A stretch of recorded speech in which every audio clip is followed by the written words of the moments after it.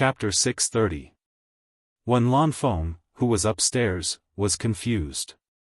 Nongzhu knew that Yu Qianzhou was here. Why did she say she didn't know? She tilted her head and looked at Yu Qianzhou for help. Yu Qianzhou smiled bitterly. Since she knew he was here, there was no point in delaying, so he left through the window. Ze didn't get a satisfactory answer. She didn't want to interrogate her master in front of so many people, so she said to Furong, "Let's go up and look for him." "No need." Yu Qianzhou walked down the stairs with a smile. Ze shouted excitedly, "Big liar." As a result, Yu Qianzhou's face darkened. How could she call him a big liar in front of so many people? How could he put his face? Fortunately, Furong was gentle and lovely. She ran to hold his arm and immediately restored a smile on his face. He held Furong's shoulders and took a good look. He smiled faintly and said, "Are you all right over there?" Furong nodded with a bright face and said, "Good. That's good. I'll talk to you later." Yu Qianzhou held her hand and let go. Furong nodded and stood aside obediently. It was this gentle and harmonious scene that made many people envious. Lu Yanqing didn't know when she had also walked to the window and was silently watching below. When Lan Feng tilted his head and looked, Yu Qianzhou looked at the temptress of 100 charms. When he was about to walk over, Ze stopped him and asked excitedly, "Big liar, when did you come?" Yu Qianzhou rolled his eyes and asked word by word, "Who's the big liar? Please pay attention to the way you address me." If it weren't for Nongzhu's covetous eyes, he would have turned hostile on the spot. Ze didn't care and wasn't angry. She smiled and asked, "Yu Qianzhou, how much money did you cheat while I was away? Remember to treat me later." Nongzhu looked at her daughter and was speechless. She was indeed a little rude. Yu Qianzhou wished that he could seal her mouth. Every time they met, she would not say anything nice. Taking a deep breath, he squeezed out a smile and said, "You're getting married soon. I forgot to congratulate you. Have you received the congratulatory gift that I asked your master to bring for you?" "Marry?" Ze opened her mouth wide and was stunned. Nongzhu wished she could cover Yu Qianzhou's mouth with her own. Ze was going to get married? Why hadn't Nongzhu mentioned it before? When Lan Feng and process of dodging at each other, he recalled what Bai from the window and suddenly appeared in the courtyard, causing a group of people when he saw the animal world in the Jade Archive. He didn't know whether to laugh or cry. When Lan Feng asked somewhat after listening to Bai Changchun's marriage is such a big matter, he decided to give it a try. "Why have I never heard you mention it?" Although he was just giving it a try, could it be that you put in a lot of effort because he had full trust in Bai Changchun? Lu Yanqing also said whenever he was free, he would put his heart and soul into it. "Don't tell me we don't even have the qualifications to drink a cup of wedding wine." But he was pretty much done.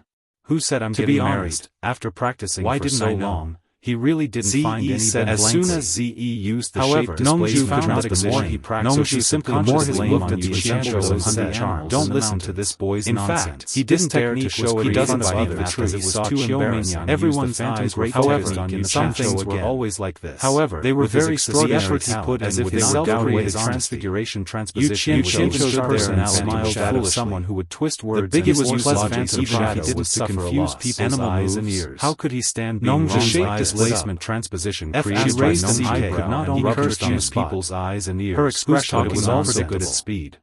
When Lan was also deported by a Qianzhou, then asked the fast and elusive way of attack suddenly to guard against expression of sudden realization. It was quite she said the word "I understand." The higher one's cultivation. You must have come up with a reason's eyes marriage in order to swindle my surprise when Lan Feng and the others. I was wondering why I didn't hear anything. A little flustered in the beginning. Then he pointed to Nongzhu and said to Ze, giving off a transcendent feeling. She was also practicing the animal play. They were immediately shocked when they observed carefully. She couldn't even Nongju was saw that embarrassed Xianqian and actually said, closed "One his can eyes imagine with a how faint depressed smile she on was. his face. You're ruthless. Little No did she matter know how that many she had fans grown she up in a created, purple bamboo he was forest free to in the move southern freely sea and stretched rarely out left his the hand muscles and said on coldly, Nongju's "Give face me she back had my never seen sword." many of the It was the animals first time in in his his life life that that someone she didn't could even deal have with any who took her interest in sword some of the common with his Nongju eyes closed. shouted How angrily. could she master it just by Yu relying on them the pictures pictures directly directly on both the of them phantoms argued. that Z Naturally, created the all ever over the present did not courtyard know was who was conflicted telling the with his truth vision. and Yu who was lying. Qianzhou slowly turned his head. Those He who could do not not know felt that the opponent Yu was was attacking him by the charm. pleading expression He on also saw Zi's Sun face was attacking in front of him. He dared to She said contradict the Nongju, feeling of let being me try in the again, spirit was too severing painful. stage. Her figure And he was was almost in in danger danger. A series again of and shadows talking. appeared in the Believe it or courtyard. not, Should he see it I with will his kill own you. eyes, It was a dazzling or follow his Nongju intuition? directly began All of to them threaten. rushed After a towards period of Qianzhou, embarrassment, making it hard to firmly tell. believed I'm afraid it real won't and be which that was easy. fake by Changchun. Yu Qianzhou rolled in up order his not to sleeves let his directly vision as if he interfere were still with the come fight. judgment. He simply When closed his Lanzhou eyes let out a not strange stand it cry anymore in an and instant, immediately the shouted whole again. world Shut was up, far away all of from you. Farong, who was at the The function of of shape anxiously, displacement Yu transposition to Qianzhou confuse hit him people's with the eyes sword you and were ears talking had about. no However, effect on him. he didn't listen to her. Held He the abandoned abandoned vision sword in and her hearing hand and and only Mano followed and the his others looked at intuition. each When other. Lanfeng glanced In at an it instant, knowing that they he were entered all a of a very sudden strange and state. wouldn't kill anyone. Li He felt like Yanqing's an eagle eyes were soaring also in the looking wind. at Form the sword displacement through the green after ghosts. spotting his prey. Yes, When immediately Lanfeng judged Lu the praising looked at each other give it back and to me. smiled. With a preemptive Yu dive, this was he could accurately accurately make make the the prey incantation. fall into his Ze claws. pouted The allure and threw it demonically directly felt back like a into fish his in a familiar wag. movement technique. No Then matter a black black light light flashed in her attack. hand, She wondered and why, as as long long as as it it was was a little fluctuation technique, in the water. She he could shouted. quickly catch However, it. There was quickly still a without difference warning between and the two. escape. She directly hit Yu Qianzhou's The more head. confident he was, When the she calmer raised he the was. bamboo rod, Yu His Qianzhou movements seemed were to have more a telepathic elegant and connection and like a guessed where she rabbit was going rising to strike. and a cuckoo falling naturally. With a whoosh, he dodged It had to be said that the cultivation of the tribulation stage provided him with a lot of convenience, giving him many abilities that ordinary people could not avoid. Her cultivation was not a little higher than Yu Qianzhou's, the more impatient she became. In addition, it was a close-range sneak attack. She increased her speed to the extreme. It was reasonable to say that it was difficult for him to dodge a little bit away from her opponent. Unexpectedly, she was on the verge of breaking down. To predict it and actually dodged. In the eyes of the audience, it seemed that anticipating deliberately let Yu Qianzhou go. She always attacked after Yu Qianzhou dodged, and Nongju looked at each other and were somewhat surprised. The two of them all saw that Yu Qianzhou did not dodge with speed. In fact, but this was already the limit of Yu Qianzhou's dodging. It should be known that if he encountered an expert being able to predict the enemy's first move with the attack speed of the soul formation stage, it was often a matter of life for him to dodge the opponent's attack. This was a kind of sharp intuition given by God, or precious experience accumulated. The difference in cultivation was too great. Not everyone could have this kind of intuition. He would definitely be at a disadvantage. And some people, even if they fought for a lifetime, it was difficult to make up for this with techniques. Could not understand a thing or two in this aspect. For those below the soul formation stage, people who had this kind of magical intuition could be described as people who were blessed by God, and the other two were shocked. Even if the three of them had reached the soul formation stage, using his intuition, it was difficult to use this intuition in a fight. This was too exaggerated. Maybe they could occasionally see it. Maybe it was doubted and dare not follow their cultivation unless the soul formation stage. After all, it would be incredible if they made a wrong step in a fight. It should be known that consequences would be unimaginable. Soul formation stage cultivators maybe it was a coincidence. The probability of them fighting in close combat was very high. Fight. Once they fought face to face, they could predict the opponent's attack first and support it with attacks. She flashed and rushed to hit again. It was a very scary thing. Although she did not see anything on the surface, she was stimulated by Yu Qianzhou's words. Ze shouted impatiently. When her master gave her the shadow surrounding everyone gradually disappeared, which made her very happy. Ze looked angrily at Yu Qianzhou. Who knew that when she met Yu Qianzhou, he wanted to take back the sword. Why are you not fighting anymore? She was very unhappy to take back the thing and waved excitedly, so she had to hit Yu Qianzhou to play for a while more. He was addicted to playing. Before this feeling was too wonderful, Yu Qianzhou let out a ghastly cry. It was a little uncomfortable to stop playing when he was having fun. Ze stared at him and blinked her big eyes. She put away the rod in her hand and ran over with a smile. When Lanfeng and the other two looked at each other in surprise. Teach me again. Ze missed. When Yu Qianzhou heard before her feet his face immediately darkened. She dodged to the side and chased after Yu Qianzhou. When he was on Obedient Island, this big liar, it was not like he did not teach her. How could she be satisfied if she did not hit him with the stick? She was asked to imitate the form of a chicken. Seemed to have eyes in the back of his head. She looked at the picture in the jade archive. He suddenly twisted his body and flew like a bird. Yu Qianzhou was so shocked that he took a few steps back. Even Yu Qianzhou himself didn't know why he suddenly did this. He asked her to change to something else. In any case, His body followed his heart's desire, wanted and to his slap body himself. followed a flash of thought. It was his fault for When he asking really for heard it. the sound of dodging, This he woman was rejoiced. an idiot in some aspects. This girl was stubborn and did He not was know fooled how to by an control idiot. her strength. What else could If he she do really but hit ask him, for a slap? it would be embarrassing. Hence, he At cursed first, angrily and Farong quickly thought ran that away. the two of them were joking. If I teach you again, However, I'll change when my she saw surname to Ze Cho. continuously chasing after Yu Qianzhou, Yu it did not Qianzhou seem like glanced a at joke. Nongzhu, who was staring at Farong him. immediately asked anxiously, He coughed and said, Ze, I don't have why time are you now. hitting him?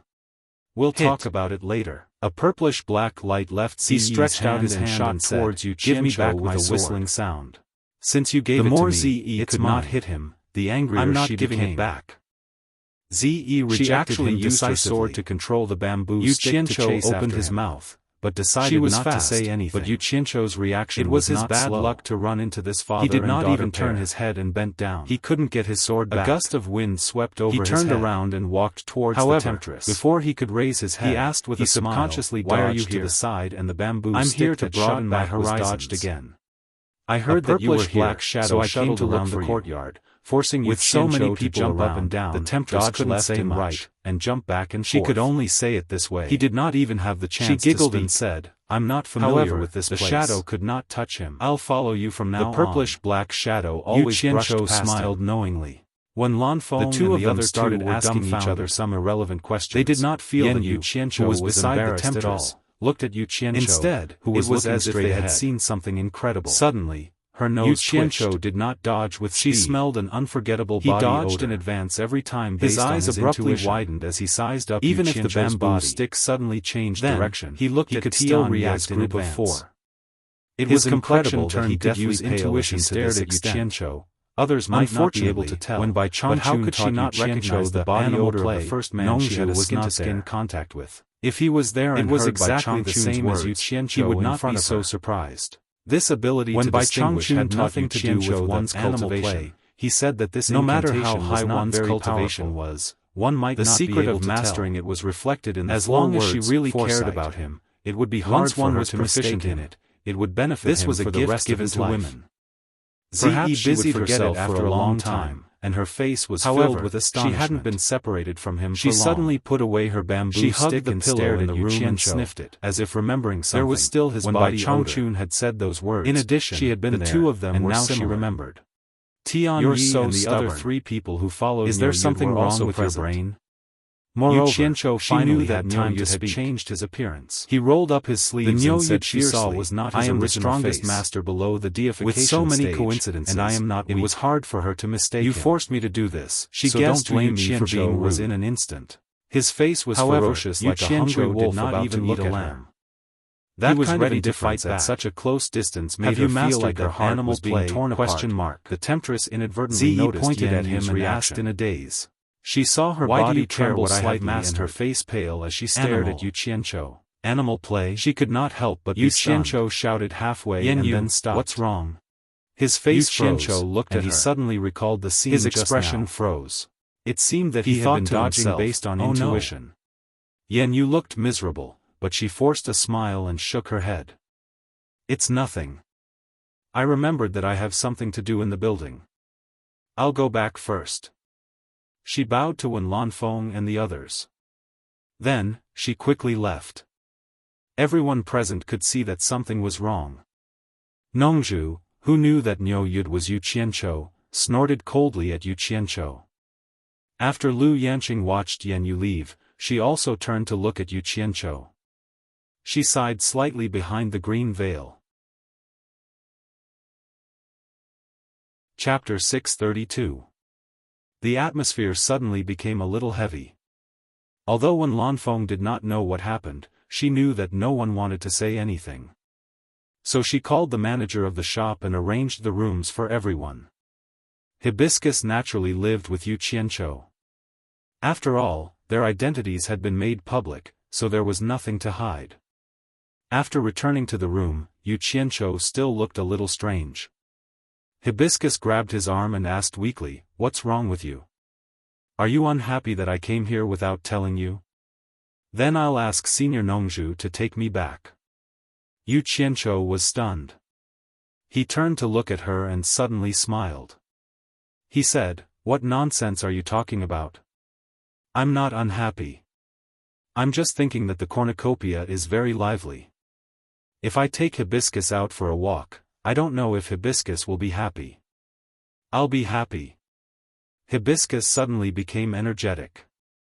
She held Yu Qianzhou's arm and complained, when Zi and I came here, Senior Nongzhu told us not to run around. We saw that it was very lively down there from the God of Wealth Peak. I've wanted to see it for a long time. Will you take me there now? Although she spoke in a questioning tone, her face was filled with hope. Yu Qianzhou did not have the heart to refuse her. He immediately took her hand and said with a smile, "Let's go. I'll take you there right now." Furong's face was full of joy as she followed him out. Just as the two of them walked into the courtyard, they heard someone shouting from upstairs, "Where are you going?" The two of them raised their heads and saw Zi poking her head out of the window. Hibiscus smiled brightly and said, "Let's go outside and have a look." Ah! Zi let out a scream and jumped down from the window without saying anything.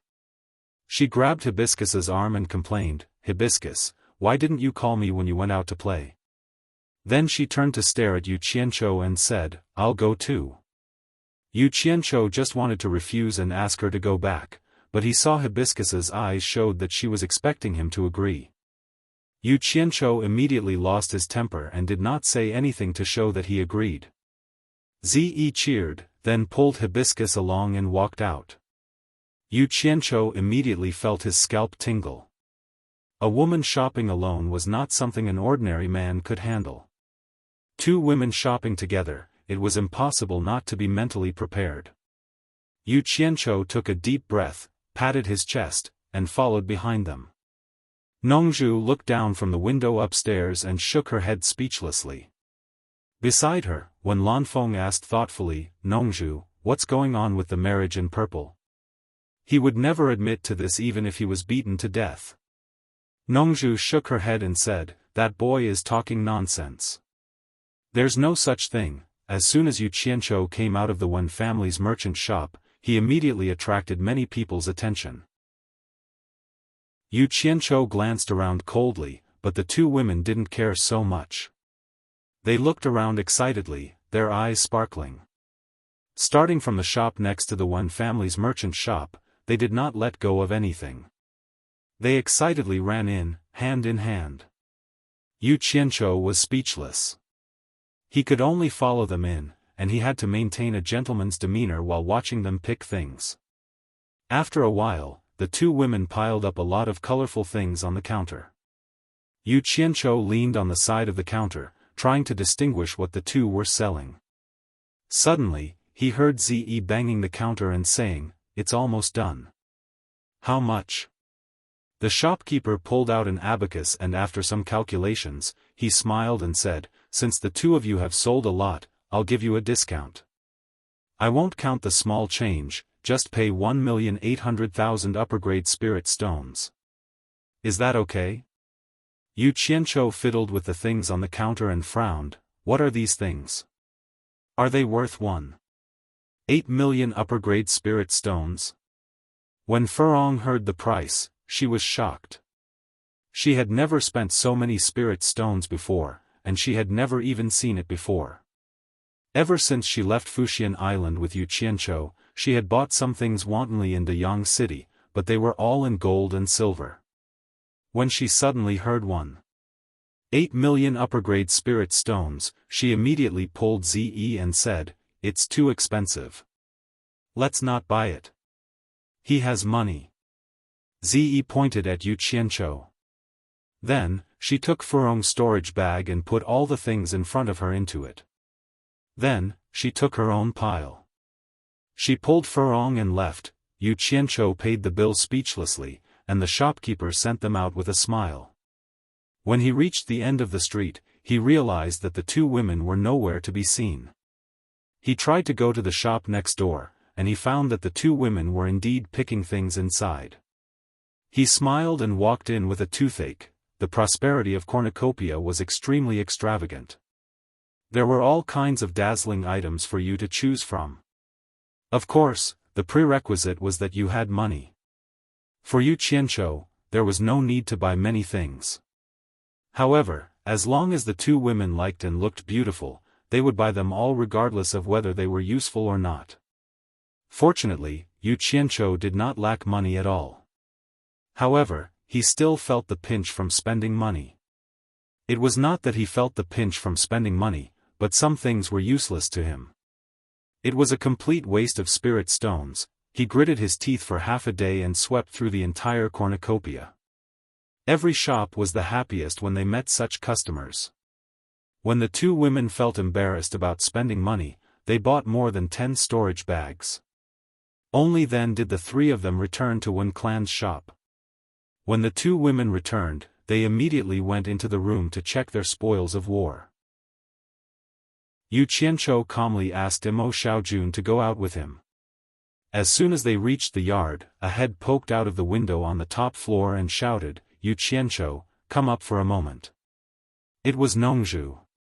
Yu Qianzhou asked Mo Xiaojun to wait for a moment and directly jumped in through the window. Seeing that Wen Lanfeng and the other two were there, he asked Nongzhu after saluting, "What's the matter?" Nongzhu put her hands behind her back and said expressionlessly, "You and Niu Yud are old acquaintances. Help me contact him. I have something to ask him." Yu Qianzhou was stunned.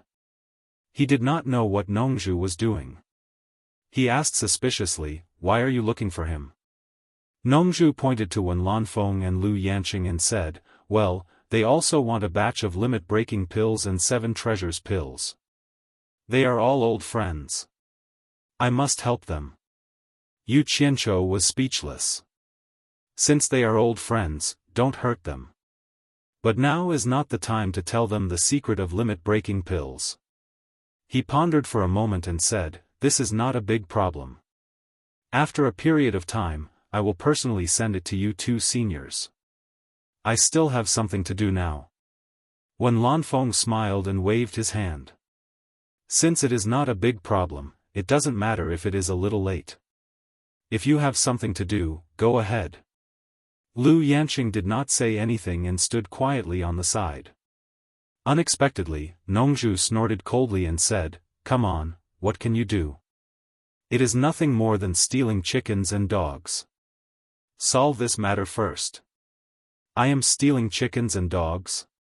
When Yu Qianzhou heard this, he became furious. He raised his neck and roared, "Your disciple Ze spent more than 800 million high-grade spirit stones in half a day. I'm busy trying to earn back the money I spent. Don't you think I'm busy? If you give me 800 million upper-level spiritual stones now, I will immediately solve the matter you mentioned." 800 million upper-level spiritual stones. The room immediately quieted down.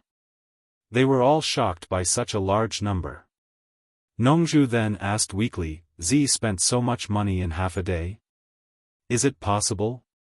Yu Qianzhou sneered and said, "I also hope it is impossible, but your disciple can't wait to put the whole cornucopia into her storage bag. 800 million is too little. If you don't believe me, you can go and have a look now. I will leave first." Then he directly ran out of the window. The three people looked at each other. After a long time, Nongzhu turned around and said, "I will go down to see what Z has done. She can spend 800 million.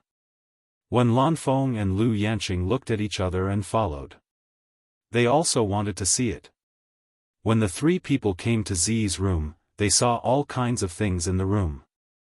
Z and Hibiscus were chattering and laughing in the pile of things, like two thieves dividing the spoils. Seeing the three people coming, the two women casually threw away the things in their hands and saluted. The three people were completely speechless when they saw the messy things in the room. There was a big clean and transparent bottle at Nongzhu's feet. She picked it up and looked at it. With the experience of the three people, they knew what the bottle was at a glance. It was something used to pretend to be a dead body and extract the corpse poison. It was used by the more obscure alchemists to refine pills. Nongzhu held the bottle and asked Z, "You bought this?" Z nodded. Nongzhu asked again, "Why did you buy this?" Z said bluntly, "It looks good." Nongzhu coughed and asked, "How much did you spend this time?" Zi thought for a moment and looked at Hibiscus. "The money we spent together should be less than 2 billion upper-level spiritual stones. 2 billion upper-level spiritual stones." Nongzhu was shocked. She looked at the things in the room and said in disbelief, "These things are worth 2 billion upper-level spiritual stones?" Also. Zi moved away and pointed at the dozens of storage bags on the table behind her. "The room is a little small. There are not enough things in one storage bag. I haven't taken out the other things." Nongzhu and the other two people were speechless when they looked at the dozens of bulging storage bags. Now they really believed that they had spent so much money. Zi looked at the three people who were silent and asked curiously, "Master, what do you want from me?" "Nothing, you can continue."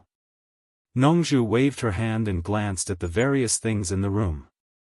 She turned around and left with cold sweat on her forehead.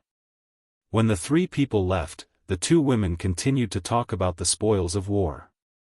When the three people returned to the top floor, Lu Yen, who had been silent, sighed and said, "It seems that Yu Qianzhou said that Zi spent 800 million upper-level spiritual stones. He didn't count hibiscus in it, 800 million upper-level spiritual stones spent in half a day. Oh my God! She went shopping and spent 100 years of our Wen family's savings." When Lanfeng patted Nongzhu's shoulder and said, "If Zi wants to find someone, she must find a very rich family. Our Wen family's financial resources are definitely not enough. I think only Yin Baikong's financial resources are worthy of her. But I think Yin Baikong will also retreat when he sees her. Don't make sarcastic remarks here. Zi only did it once in a while." Nongzhu rolled her eyes and snorted, "That kid is rich. Spending some of his money is giving him face." When Lanfeng laughed and said, "But I see that Yu Qianzhou's face is dark. It seems that he is very unwilling to give face." Chapter 633. There was a restaurant diagonally opposite the Wen family's shop. Man Hu and Yan Zhuixing sat opposite each other at a table near the window on the second floor. They seemed to have no interest in the dishes on the table. Yan Zhuixing's eyes were always paying attention to the entrance of the Wen family's shop, while Man Hu was paying attention to Yan Zhuixing's expression. Ever since Yan Zhuixing knew that Yu Qianzhou had brought the two women to cornucopia to buy things wantonly, Yan Zhuixing ran out regardless of his advice and followed Yu Qianzhou around cornucopia for a long time. After following Yu Qianzhou into the Wen family's shop, the two came to this restaurant. There are a lot of people who have bad intentions towards you. It's not rational for you to run out like this. Man Hu transmitted his voice. The two sat here and had been communicating by voice transmission. The occasional glances from the surroundings were very suspicious. Yan Zhuixing narrowed his eyes and said, "There are also a lot of people who have bad intentions towards Yu Qianzhou. He is also running around everywhere. If he is not afraid, why should I be afraid? It's not the same. Wen Lanfeng is more deterrent than master. With Wen Lanfeng's support, no one dares to touch him openly." Man Hu said. "It's hard to say if he goes out. It's safe in cornucopia, don't worry too much." Yan Zhuixing smiled and avoided the topic. Yu Qianzhou is really rich. He had spent a lot of money on the two women on this trip. It seems that he values those two women very much. This guy is ruthless and shameless. He doesn't seem to be easy to deal with. I didn't expect him to have such a tender side. Could it be that his weakness is his women? I can see that you are very concerned about Yu Qianzhou. It's not a normal kind of concern." Man Hu said. Yan Zhuixing turned his head and looked at him. There was a heart-palpitating indifference in his eyes. Then he returned to calmness and said with a smile, "He and I are old enemies. Thanks to him, my family can't reunite until now. What's more, second senior brother's enmity is also here." After seeing the change in his eyes, Man Hu's heart trembled slightly. When Yan Zhuixing first cultivated the demonic book, he found it difficult to control his emotions and often had this kind of eyes. Later on, as he cultivated for a long time, he was able to control it. However, whenever this expression appeared in his eyes, it meant that he was very unhappy. Man who didn't say anything else. He felt that Yan Zhuixing's desire for Yu Qianzhou wasn't as simple as revenge. Ever since Yan Zhuixing frequently inquired about Yu Qianzhou's news. The world's #1 expert below the soul formation stage has appeared. Let's go and see what else he wants to do. Yan Zhuixing stood up and left the table. Man who turned his head around and saw Yu Qianzhou looking around for a while before leaving Wen Clan's shop with another person. Mo Xiaojun followed behind Yu Qianzhou. He didn't know what he was going to do, but since Niu Yu told them to listen to him, they didn't dare to have any objections. Moreover, Yu Qianzhou's background wasn't simple either, so it wasn't too bad for them. What they saw in the Wen family's shop shocked the four of them. Obviously, their relationship with Wen Lanfeng and the others wasn't ordinary. Yu Qianzhou didn't stop all the way. He wasn't interested in the dazzling array of goods on the street at all. After accompanying Furong and Zi for half a day, he spent more than 1 billion yuan. Now he didn't even want to look at the shops on the street. One look would bring back painful memories. It was really painful, so he might as well not see it and not be annoyed. In fact, money was a small matter. It wasn't like it was robbed by others. What else could he say when his woman spent it? Although Zi wasn't his woman, they were all on the same side. After spending it, he could earn it back. If he couldn't earn it back, it was because he was useless. He still had this bit of magnanimity. However, what really annoyed him was Yan Yu. Yan Yu's miserable appearance when she left had been lingering in his mind. They walked to a fork in the street and turned straight out. The two of them came to the periphery of cornucopia. There were no shops in the area, only grids made of lime powder. Each grid was about 2 square meters, and there was a stall in each of them. Looking around, it seemed to be even more lively than the central area of cornucopia.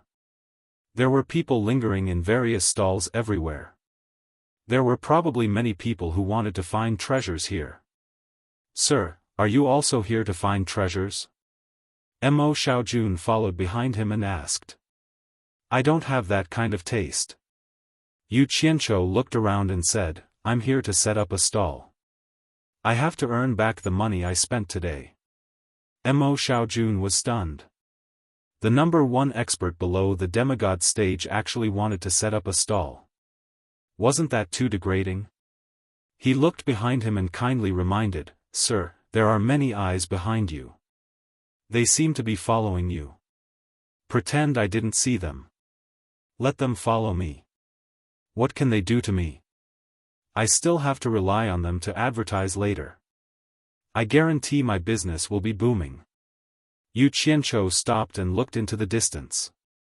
He rubbed his chin and said, "Why are there no more stalls?" Mo Xiaojun heard him and looked around. Coincidentally, he saw an empty space not far to the left. He pointed and said, "Sir, there's one there. I'll go rent it for you." Yu Qianzhou glanced at it and waved his hand. "Stop. It's too expensive here. The rent for a day is 10 high-grade spirit stones. Come, let's go to the edge. The rent there is only 1 high-grade spirit stone a day." There were 2 people who were pretending to follow them. They almost fainted when they heard that. They couldn't help but complain to Yu Qianzhou. They thought, "We followed you around the treasure bowl today. You're so extravagant. The spirit stones you throw out can crush a cultivator to death. Now, even 10 high-grade spirit stones are expensive? Who are you trying to fool? Did he notice us? It's okay. I still have some spirit stones. I'll rent the stall for you." Mo Xiaojun said kindly. Niu Yu gave the 4 of them a lot of money. "No need. I have money. But I can't spend it recklessly." Yu Qianzhou sighed. The women in my family are already extravagant. If I spend more, I'll be a prodigal. I have no choice. I can only save it and let her squander it. I can't let her suffer even if I have to suffer. Besides, our goods are good. We don't have to worry about not being able to sell them. It doesn't matter if the stall is a little bad. Mo Xiaojun quickly shut up. This master was a man with his own ideas. He didn't need him to make decisions for him. The two of them walked to the edge of the treasure bowl and strolled around. In the end, they found that the expensive areas were still empty. But the stalls here were all occupied. It seemed that the majority of the poor were still poor. There were many people who wanted to save money. Actually, Yu Qianzhou's position was quite conspicuous. Whether it was a buyer or a seller, they were all quietly sizing him up. After all, he was the famous Yu Qianzhou. Someone didn't understand and quietly asked the person next to him who he was. The person next to him turned around and made a butcher's gesture at him. He said softly, "Butcher." The latter opened his mouth and didn't dare to say anything else. He used his eyes to observe carefully. Yu Qianzhou pinched his chin and looked around. Was he looking for someone to rent with? Or was he looking for someone he didn't like to chase away? "Senior, do you want to buy something?" Someone suddenly spoke behind him. Although he didn't know if he was called, he still looked back and saw a familiar person nodding and bowing to him. Yu Qianzhou turned around and squinted his eyes to stare at him. This person. He was familiar, but he wasn't familiar either. He was the itinerant cultivator called Yi Cheng that he met outside the plum garden of Ghost Manor. They had met a long time ago when they were on Supporting Immortals Island. Last time, he intentionally avoided him because he was Niu Yud. This time, he took the initiative to greet him because he was Yu Qianzhou now. Interesting. Yu Qianzhou nodded and smiled at him. I remember seeing you before. He didn't expose him and started to size up the things he was selling. Yi Cheng bit his lips excitedly. His eyes actually turned slightly red. Senior Yu actually still remembers me. We only met once on Supporting Immortals Island. To Yu Qianzhou, there was nothing worth looking at in the stall. On a piece of grey cloth, there were more than 10 stones of different colors. Some were black, and some were mixed with shiny things. After looking at it for a while, he still couldn't understand what it was. He guessed that it was some kind of ore. The highest price was only 9 superior-grade spirit stones. He didn't know where this person dug it out and used it to cheat money. Yu Qianzhou bared his teeth and said, "What's your name?" "Senior Yu, my name is Yi Cheng," Yi Cheng said respectfully. Yu Qianzhou scratched his head and said, "Can I discuss something with you?" Yi Cheng was stunned and immediately asked, "Please speak." "How about I rent this stall with you?" Yu Qianzhou asked. Yi Cheng immediately let out an "ah" and thought that he had heard wrongly. After he reacted, he nodded and said, "Senior can say whatever you want. Then I won't stand on ceremony." Yu Qianzhou stretched his arm and first collected all the small wooden signs with the price tags on the stall. Then, he stacked the pile of broken stones to one side. After emptying half of the space, he took out pots of fresh flowers from his storage bag. There were a total of 10 pots. The flowers were orchids. The strange thing was that the thin and long leaves were tender and beautiful blood red. There was also a faint smell of blood. There were 7 pure white flowers on top of them. The blood-red stamens clustered around the white petals. The whole thing gave off a pale feeling of blood. These 10 pots of flowers gave off an evil feeling. Then, he took out a wooden board and wrote a bunch of words on the board with a fiery red glow on his finger. The people at the side could smell the burning wood. After he finished writing, he stuck the board into the ground with a "kacha" sound. He looked at Yi Cheng and then at the pile of broken stones. Then, he took out another wooden board and wrote a bunch of words on it. After he finished writing, he stuck the board into the pile of broken stones as well. After that, Yu Qianzhou clapped his hands and pulled out 2 chairs from his storage bag. He placed them behind the stall and sat down with his legs crossed. He raised his hand and gestured for Yi Cheng to sit as well. Yi Cheng did not dare to disobey. He nervously wiped his butt and sat down. The latter was nervous and excited. He did not expect to be on equal footing with Senior Yu. Mo Xiaojun looked at the words on the 2 boards and was speechless. He took a few steps and stood behind the 2 chairs. Yi Cheng wanted to give up his seat but was stopped by Mo Xiaojun. He pointed at Yu Qianzhou and gestured for him to listen to him. Yu Qianzhou was setting up a stall on the street. There was an uproar. The idle crowd walked over quickly to see what he was selling. Chapter 634. In the blink of an eye, the stall was so crowded that not even a drop of water could trickle through. Everyone tiptoed to squeeze in. The other stalls on the side suffered, and they were trampled by pairs of feet. However, they were humble, so they didn't dare to say anything. They couldn't continue, so they had to temporarily close their stalls and watch the bustle. When someone saw the 10 pots of orchids, his eyes immediately lit up. He obviously recognized them. However, not many people recognized it, so they all looked at the wooden sign, only to see that it was written, 7-star blood orchid, sold in large quantities, 200 million upper-level spirit stones per plant, honest to the old and young, no bargaining. It's 7-star blood orchid. Sold in large quantities? So many.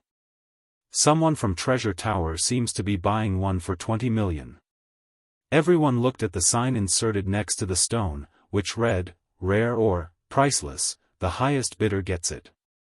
There were people who had seen these stones in Yi City's stalls before. At that time, the highest price was only 9 top-grade spirit stones. How did it become priceless in the blink of an eye?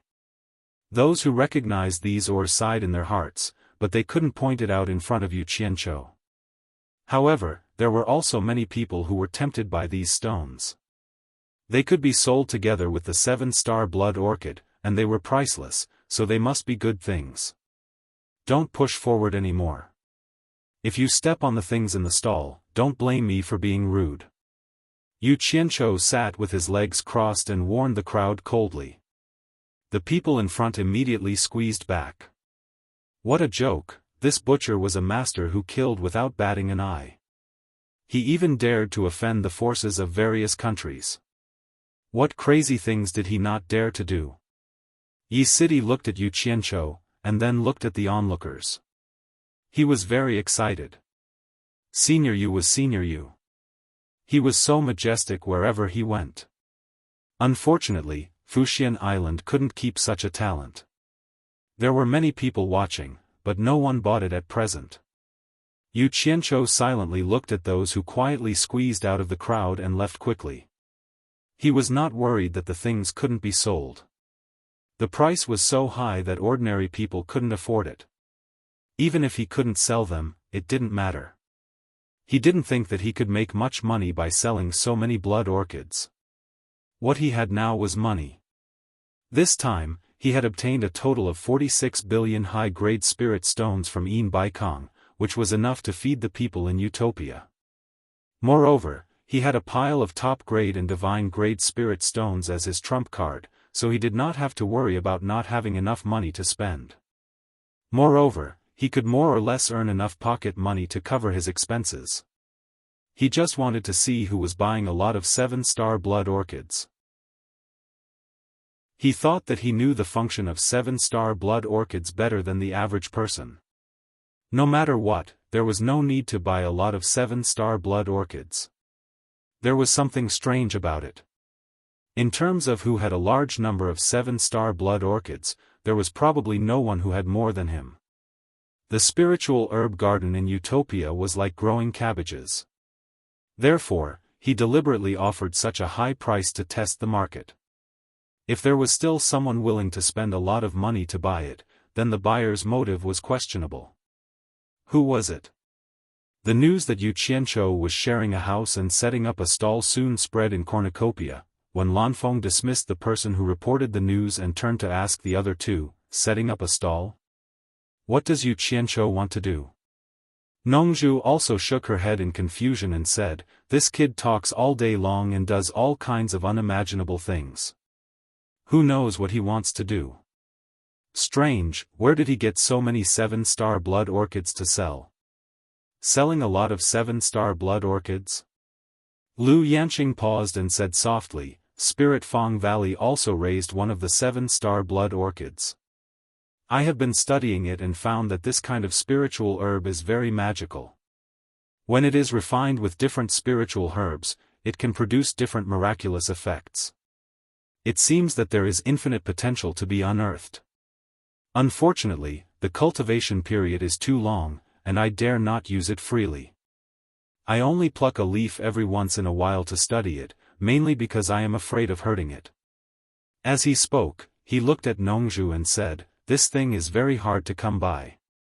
I also want to buy a few from Yu Qianzhou, but the price of 200 million per plant is too high. To me, it is a little too high. Nongzhu, can you help me talk to Yu Qianzhou and ask him to sell me some at a lower price? You also know that my Spirit Fang Valley is not like other places. We have almost no income and can't get so much money. Just think of it as I owe him a favor, or I can exchange some rare elixirs with him. When Lanfeng and Nongzhu looked at each other. Everyone knew that alchemy was the strength of Spirit Fang Valley, but it was hardly involved in trading. Moreover, Spirit Fang Valley's medical skills were the best in the world, but they never profited from it. They had always treated people in the world for free, including those secular mortals. Therefore, compared to other forces, Spirit Fang Valley was really poor.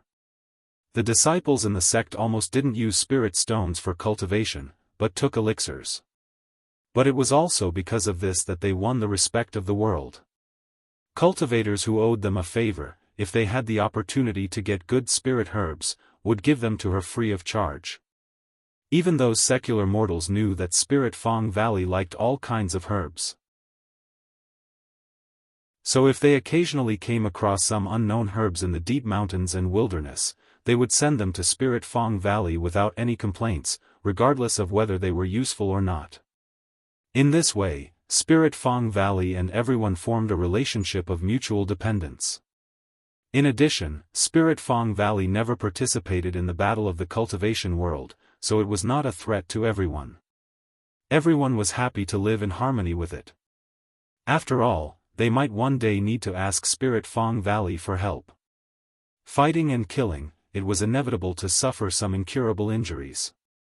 Even the well-known old fox, Yin Baikong, would send a large number of spirit herbs at a fixed time every year for free. Using rare elixirs to exchange with him? Nongzhu murmured with a strange expression. She thought to herself, is there a lack of rare elixirs in that guy's hands?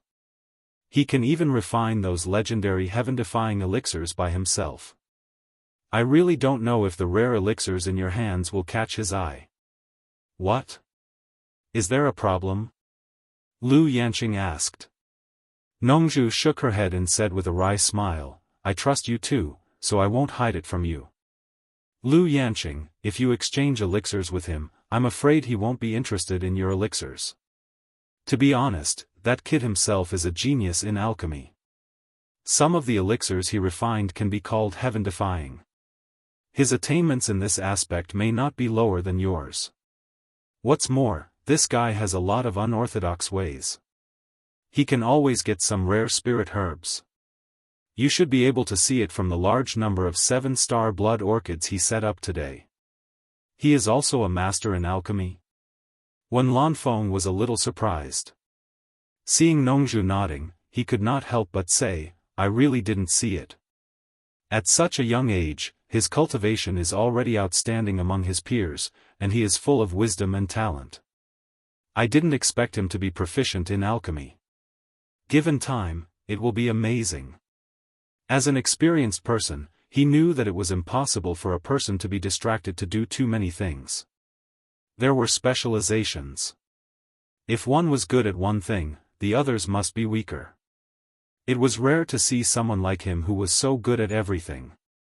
When Lanfeng had to admire Bai Changchun's vision for accepting disciples again. Lu Yanqing was stunned.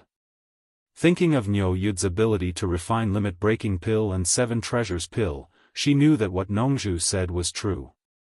But as for what Nongzhu said, that Yu Qianzhou had a lot of unorthodox ways, she somewhat did not believe it. It was estimated that Yu Qianzhou could get all kinds of rare spirit herbs because of Bai Changchun.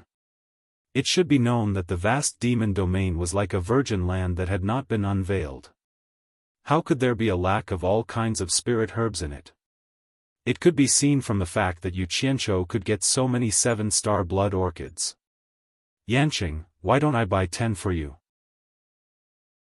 When Lanfeng said with some apprehension. He knew that the result of saying this would be rejected. It had always been like this for many years. But it involved such a large number of spirit stones. Who would have the nerve to ask Yu Qianzhou to give it for free? Robbing? That was even worse. Not to mention that Lu Yanqing would not accept it, just the serious consequences of robbing Bai Changchun's disciple was not something that anyone could bear. Sure enough, Lu Yanqing shook her head and said, I appreciate your kindness. I'll talk to him myself. If he doesn't want to, then forget it. I won't force him. Well, let me go find that kid. Nongzhu waved her hand and said, it's just a few 7-star blood orchids. It's not as complicated as you think. If he has more, let him give some for free. Lu Yanqing, you owe him a favor. Don't mention exchanging elixirs for them. In fact, Nongzhu really didn't want to open his mouth. Some time ago, he got a sword from the immortal world from Yu Qianzhou. If he said it was a betrothal gift, he could comfort himself. Later, Zi spent so much money from him. He could also comfort himself by saying that it was right. His daughter was ready to be given to him. It was nothing to spend some money from him. But then he asked him for a batch of limit-breaking pills and 7 treasures pills. Now he had to ask Yu Qianzhou for a few 7-star blood orchids. No matter how thick-skinned Nongzhu was, he felt a little embarrassed. He asked for things from the younger generation, and they were all valuable things. It was a little shameful. Taking advantage of others was not like this. He was not at the point where he could be slaughtered, right? What's more, when Yu Qianzhou left before, he said that he was going to earn back the money his daughter spent, so he set up a stall to sell blood orchids. The disciple of Bai Changchun, the world's #1 master, was forced to set up a stall to sell things. As a result, when the things were put out, he took a fancy to them and asked them for free. How could he ask for it?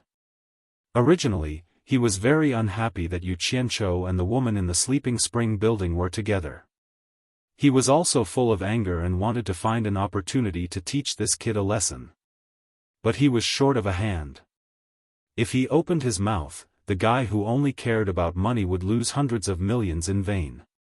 How could he mention the woman in the Sleeping Spring building? It should be known that the kid was not a good person to talk to. At that time, he could shut him up with one sentence. But seeing the two friends in a dilemma, he couldn't bear it, so he had to agree to this matter. But the consequences of agreeing to this matter, he was afraid that some things would have to be turned a blind eye to Yu Qianzhou. Chapter 635. It was impossible for the World Commerce Association to not know about such an uproar. On the God of Wealth Peak, Sikongju reported this matter to his master. Who knew that after Yin Baikong heard this, he didn't seem to find it strange at all and only nodded to indicate that he understood. Instead, he was more interested in the process of Hu Yuntian's disturbance at Sleeping Spring Loft, especially when he heard that there was a beauty even more beautiful than Yan Yu. His eyes flickered and he asked a few more questions. Sikongju went down the mountain with doubts in his heart. Could it be that his master already knew about the 7-star blood orchid? 200 million for one stalk, isn't he afraid of breaking his own teeth? This brat really dares to quote a price, but this is his style. Yin Baikong stared at the foot of the God of Wealth peak and recalled the scene of Yu Qianzhou trying to hide and sell the 7 treasure pills. Comparing the past and the past, he realized that this fellow was indeed extraordinarily greedy. Yin Baikong gazed into the distance from the foot of the mountain and muttered to himself, to be able to take out so many 7-star blood orchids at once, it seems that this is the benefit that Niu Yud gave him. The immortal world is indeed the immortal world, the rare spirit herbs of the mortal world are probably nothing much over there, otherwise how could they sell so much? After some consideration, he summoned Jing Yuankong and gave him 3,007 treasure pills for him to arrange the sale. As for the rest, Yin Baikong prepared to leave it for the World Commerce Association's own use. After the next batch of goods arrived, he would consider the sale according to the situation. After repeating this a few times, he would have enough financial resources and spirit pills stored up. Once Bai Chongqun entered the East Holy Land, without the most terrifying hindrance, the rise of the World Commerce Association would be unstoppable. After the news of Yu Qianzhou setting up a stall spread, the border area of Cornucopia instantly became bustling with people. Yan Zhuixing and Man Hu stood outside the crowd. Because they were worried that someone would secretly attack them, they didn't dare to squeeze in to take a look. On this point, Yan Zhuixing was more or less not as bold as Yu Qianzhou. That fellow could still sit in a pile of enemies with his legs crossed and shout. Who was he afraid of? Yan Zhuixing and Man Hu's expressions turned serious when they heard that Yu Qianzhou had set up a stall to sell 7-star blood orchids. They felt that it was too much of a coincidence. Previously, they were still discussing with Bing Chengzi where they could get a large number of blood orchids. Now, Yu Qianzhou began to sell them in large quantities. It couldn't be more coincidental. However, the price was really ridiculously high, 200 million upper-level spirit stones per plant. Man Hu looked at the people coming and going and said with some worry, if we wait like this, will someone buy it? It might be possible if the price was low, but the price of 200 million per plant is too high. Unless there is an urgent need, who would spend such a huge amount of money? Wasn't he selling them in bulk? Even if someone wants to buy it, it's impossible for them to buy it all, Yan Zhuixing denied. That's true. Man Hu nodded his head, then slightly sighed and said, although the price is outrageous, but in order for you to master the devil arts as soon as possible and have the ability to protect yourself, I'm afraid that Master will save the money to purchase the restriction-breaking Dan and 7 treasure Dan. Even if it is more expensive, he will still buy some. Yan Zhuixing was silent and thought, if my demonic technique can reach the great accomplishment stage early, this little money is nothing. But he wouldn't directly say this to Man Hu. But this is also good. At least Master doesn't have to violate the oath to go to the Wu clan in the Chinese cultivation world to find the blood orchids, Man Hu said with emotion. Yan Zhuixing heard this and suddenly narrowed his eyes. In his mind, he recalled the scenes of meeting Yu Qianzhou and Wu Lixue several times in the Wu clan. He said in a deep voice, I understand, so it is him. What? Man Hu asked with some doubts. Yan Zhuixing slowly explained, I know who the Wu clan's 7-star blood orchids came from. I should have thought of it earlier, otherwise it wouldn't be so coincidental. Back when Yu Qianzhou was in the Wu clan happened to be auctioning the 7-star blood orchids. Later, I found it strange. Why did the Wu clan auction such rare spiritual herbs one after another? I haven't even heard of it in other places. Today, this guy just happened to have a bunch of 7-star blood orchids for sale. Connecting the two matters together, it is very clear. In fact, he had only guessed half of it. When the Wu clan first auctioned the 7-star blood orchids, Yu Qianzhou was just a buyer. However, after he brought the blood orchid back to Utopia, it bred a lot, which was why it was auctioned later on. So that's how it is. Man Hu nodded and said, in that case, this guy must know where there is a large number of blood orchids. It would be good if we can get some information from him. After all, the more blood orchids you have, the better. Spending money to buy them isn't a solution. This guy's price is too high, and if we buy too much, our ice palace won't be able to afford it. Find a chance to meet him alone. I have a way to get it out of him, Yan Zhuixing said confidently. Man Hu's eyes lit up. Just as he was about to say something, he heard someone laugh and say, "So Brother Man and Brother Yan are here too." The two of them turned around and saw it was none other than Hu Yuntian. Looking at his happy face, it seemed that the embarrassing incident at the sleeping spring loft didn't affect him anymore. Hu Yuntian had 4 followers behind him. After the 3 of them greeted each other, Hu Yuntian looked at the crowded place and said with a smile, "Are the 2 of you here to watch the show? Why don't you go in and take a look? Squeezing with them is beneath my dignity." Man Hu looked at the crowd in disdain and found a good excuse. "Huh. That's easy." Hu Yuntian waved at the 4 people behind him, and they immediately opened up a path in front of them. They kept shouting, "Make way, make way." When the people who were being chased saw that they were from the Cloud Palace, they all made way. "Please." Hu Yuntian waved at the 2 of them. The 2 of them looked at each other and didn't stand on ceremony.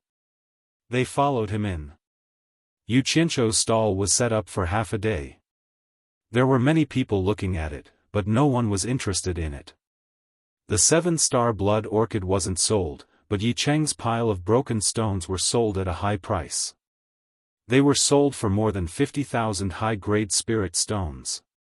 Yi Cheng naturally knew that it was because of Yu Qianzhou, so he wanted to give him the spirit stones.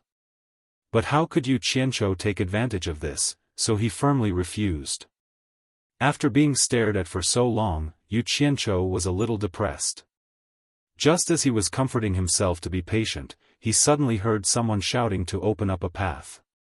Turning his head, he saw a few people walking over in an imposing manner.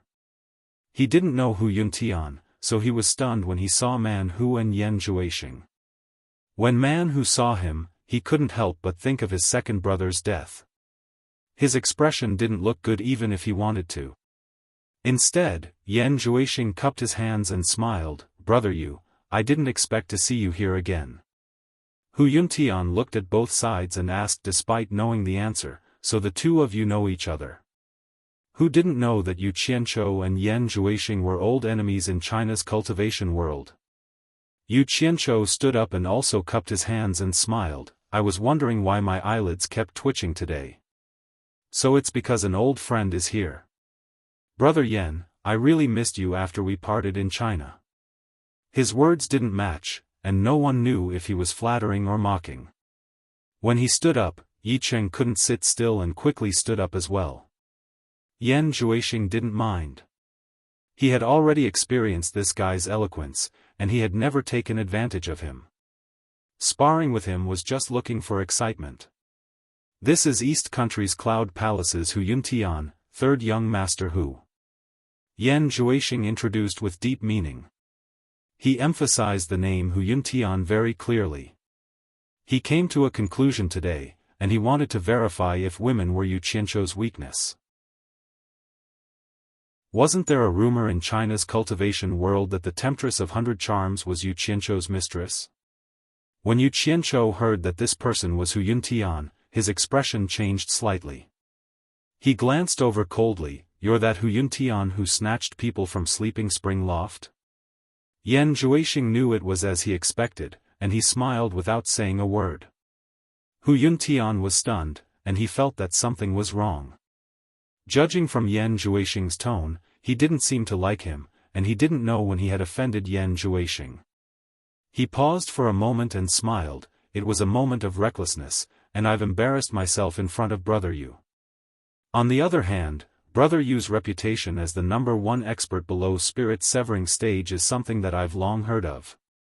As he spoke, he glanced at Yan Zhuixing, and he realized that he had been tricked. Yu Qianzhou also glanced at Yan Zhuixing, and then looked around. He resisted the urge to make a move on the spot. He sat down on a chair casually, and said with an expressionless face, "I say, I'm currently doing business, and we'll talk again when I'm free. If you're not buying anything, please get out of the way." Don't hinder my business.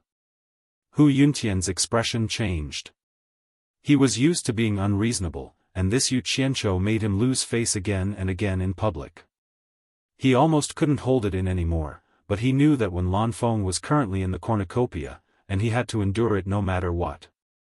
After all, his father wasn't as powerful as when Lan Feng. Who knew that his guards would overdo their duty, and they didn't understand their boss's spirit. One of the guards, who was probably the leader, shouted, "How dare you!" Hu Yuntian wanted to stop his men from being rude, but he was too slow. Yu Qianzhou raised his eyebrows, and he didn't say anything else. He flicked his sleeve, and a group of green rays shot out. The guard was shocked. He didn't expect the other party to attack without saying a word. He was a disciple of the Yun Palace. Being caught in the crowd, it was difficult to dodge, and at such a close distance, the only place to dodge was the sky, so he immediately dodged up. Who knew that the other party had already expected it? He had just jumped up half a person's height when a figure fell from the sky, holding a big black saber and slashed at his head. In a flash, a flying sword shot out to meet the enemy. Dang, the flying sword broke into two. The distance was too close, and he couldn't dodge in front, back, left, or right.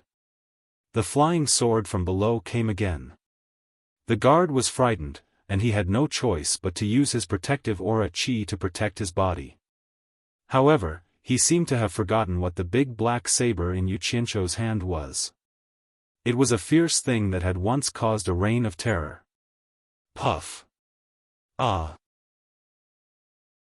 A scream sounded, and everyone watched in horror as the big black saber cut through the protective aura chi like a watermelon, and cut the guard in half.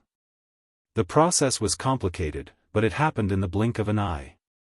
No one thought that Yu Qianzhou would dare to make a move in the cornucopia without any warning. Hu Yuntian, Yan Zhuixing, and Man Hu were also stunned. They didn't expect this guy to be so crazy. It wasn't until Yu Qianzhou killed the guard that the surrounding people reacted, and with a hua sound, they were afraid of being involved, so they all dodged. In such a crowded situation, the scene could be imagined. It was called a person colliding with another. Chapter 636. The figures scattered, but the few of them did not move. In the blink of an eye, the group of people had completely dispersed, retreating at least tens of meters away.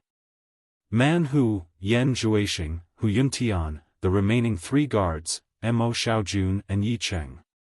The 8 of them looked at the two halves of the corpse. The intestines were scattered all over the ground, and the blood-red liquid was still flowing. The few of them still could not believe that this was true. An early-stage crossing tribulation cultivator was killed by Yu Qianzhou just like that. Among the 8 of them, Yu Qianzhou coldly snorted. He dragged a black saber that was even bigger than a person and indifferently turned around to clean up the 10 pots of blood orchids on the stall. It seemed that his business could no longer continue. Hu Yuntian suddenly roared, "Yu Qianzhou, how dare you kill my Cloud Palace disciple?" He was originally ordered to come and pull Yu Qianzhou into the Cloud Palace. He did not expect such a thing to happen. Before he even started to pull people in, they had already become enemies. Yu Qianzhou turned around and put his saber on his shoulder. Behind him, tens of cyan flying swords rotated around. He expressionlessly stared at the corpse on the ground and said, "I have killed many people. This is not the first time I have killed a Cloud Palace disciple. Furthermore, you overestimated yourself and dared to come out and shout at me. If you are not courting death, then what are you doing? Do you think I am easy to bully?" Yan Zhuixing and Man Hu looked at each other. They both had the same thought. This guy is a complete lunatic. If you do not give a satisfactory explanation today, don't even think of leaving here alive. Hu Yuntian angrily said. The 3 guards beside him all flew out with their flying swords. They floated in front of them, waiting for an opportunity. Mo Xiaojun did not say anything and also released his flying sword. Yi Cheng also followed suit. He had seen Senior Yu's style today. That was called clean and neat. He even killed a Cloud Palace disciple without hesitation. He did not expect that he would be able to fight alongside Senior Yu today. This has nothing to do with the two of you. Scram! Yu Qianzhou turned around and shouted at the two. The two did not dare to disobey and slowly retreated. A satisfactory explanation? What a joke. It was clearly your subordinate who threatened me first, and now you want me to give you a satisfactory explanation? What if you're satisfied but I'm not? Yu Qianzhou sneered, how about this? Let's cut the crap. No one will be satisfied just by talking. Why don't you and I fight one-on-one? We'll fight to the death. Whoever dies will be unlucky. What do you think? Wow. The crowd was boiling. The atmosphere was pushed to the climax by Yu Qianzhou's words. It was 2F** King direct. Everyone was rubbing their fists. There was going to be a good show to watch. Hu Yuntian was choked by this sentence. His senior brother Chu Dingfang had died at the hands of Yu Qianzhou in Dayang Kingdom. In terms of ability, he was slightly inferior to Chu Dingfang. How could he dare to accept the challenge? However, he had already spoken. If he did not accept it, he would not only lose face for himself, but also for his father, Hu Changshou. Cornucopia wasn't small, but it wasn't big either. What happened here immediately spread. Just as Hu Yuntian's expression was uncertain, someone came to help him. Mu Lianqiu arrived quickly with 10 law enforcement guard disciples and landed between Yu Qianzhou and Hu Yuntian. In just a short while, a large group of people appeared silently in the air. The people below raised their heads to take a look, and all of them immediately fell silent out of fear. Impressively, the various deity transformation stage lords had arrived. Mu Lianqiu, you came at the right time. Hu Yuntian pointed at Yu Qianzhou and said, he killed my Cloud Palace disciple in public. This is your world commerce's territory. I hope the law enforcement guard of Cornucopia will give justice to my Cloud Palace. Bullsh *t. Yu Qianzhou pointed the blade directly at Hu Yuntian and said, it was clearly your Cloud Palace who bullied me first, hindered me from doing legal business here, and threatened me. I was forced to take action. The eyes of the masses are clear. Everyone saw this. I strongly request the law enforcement guard of Cornucopia to punish evil and punish these bullies. What a sharp-tongued junior. How dare you speak irresponsibly here? Someone suddenly spoke in the air. His voice was not loud, but every word entered everyone's ears. Everyone looked over. A gray-robed old man slowly floated into the air and stared down indifferently. Hu Yuntian was overjoyed when he saw this. It was none other than his father, one of the top 10 experts, a late-stage soul formation cultivator, Hu Changshou. He immediately led the 3 guards to salute. Yu Qianzhou was not a fool. Without thinking, he knew who it was from their actions. He was about to defend himself, but before he could speak, someone had already spoken. An indistinct voice traveled over, Hu Changshou, you're so awe-inspiring. Is it appropriate to use it on an early-stage tribulation passing junior? You didn't see what happened with your own eyes. How do you know he's speaking irresponsibly?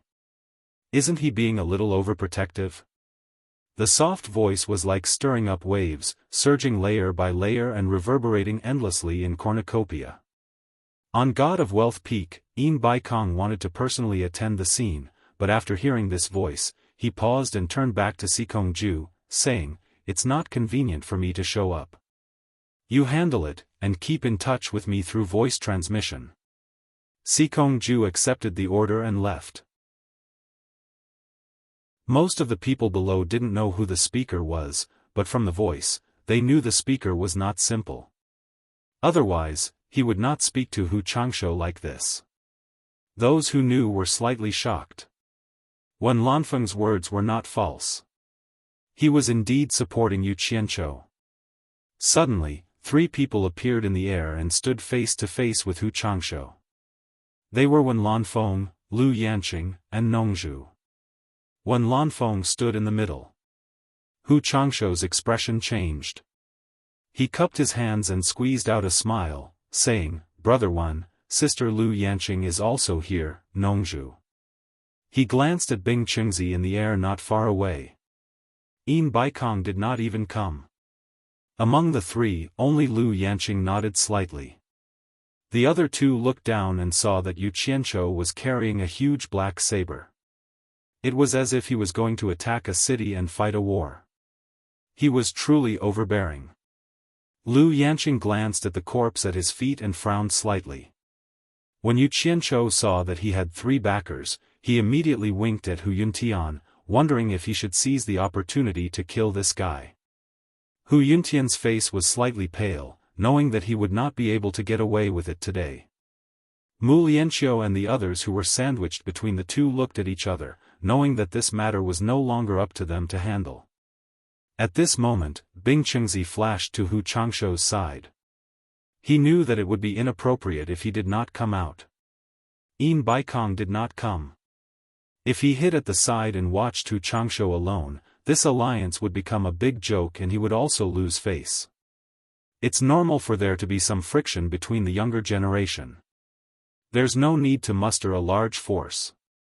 Bing Qingzi first said some words to smooth things over, then turned his head and shouted, "Sikongju, how long are you going to wait? This is your World Chamber of Commerce's territory. Don't tell me you want to watch the show instead of coming out to mediate."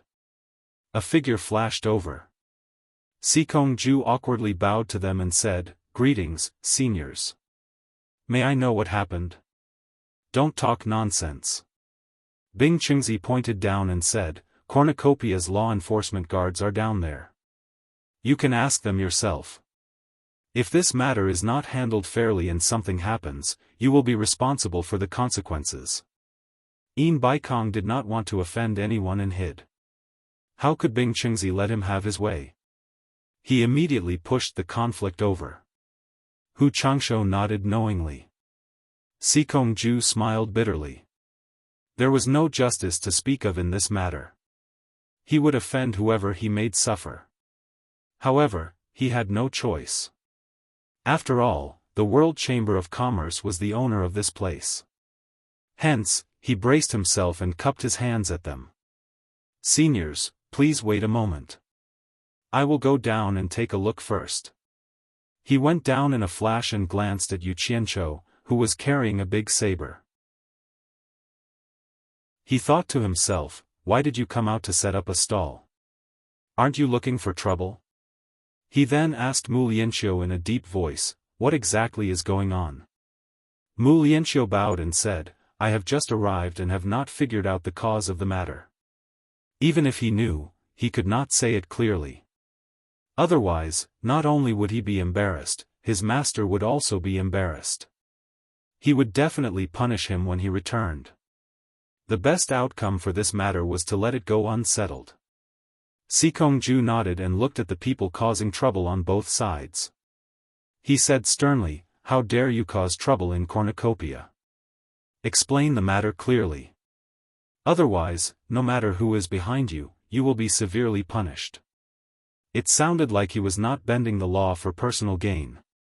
When the surrounding ordinary cultivators heard this, they were in awe. The World Chamber of Commerce was indeed the World Chamber of Commerce. They were not afraid of power. However, to those soul formation experts in the air, they were well aware that it would be strange if this matter could be explained clearly. Sikongju was clearly trying to smooth things over. By saying such words, he was protecting the World Chamber of Commerce's face and also letting the matter go unsettled.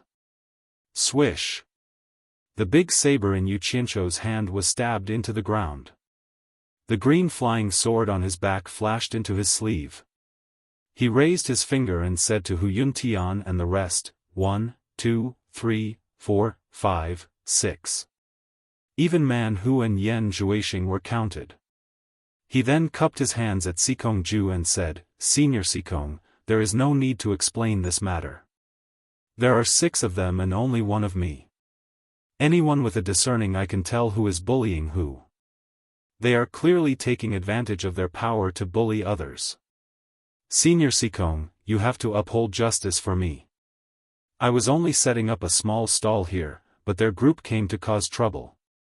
This guy lying on the ground even threatened me, so I had no choice but to kill him.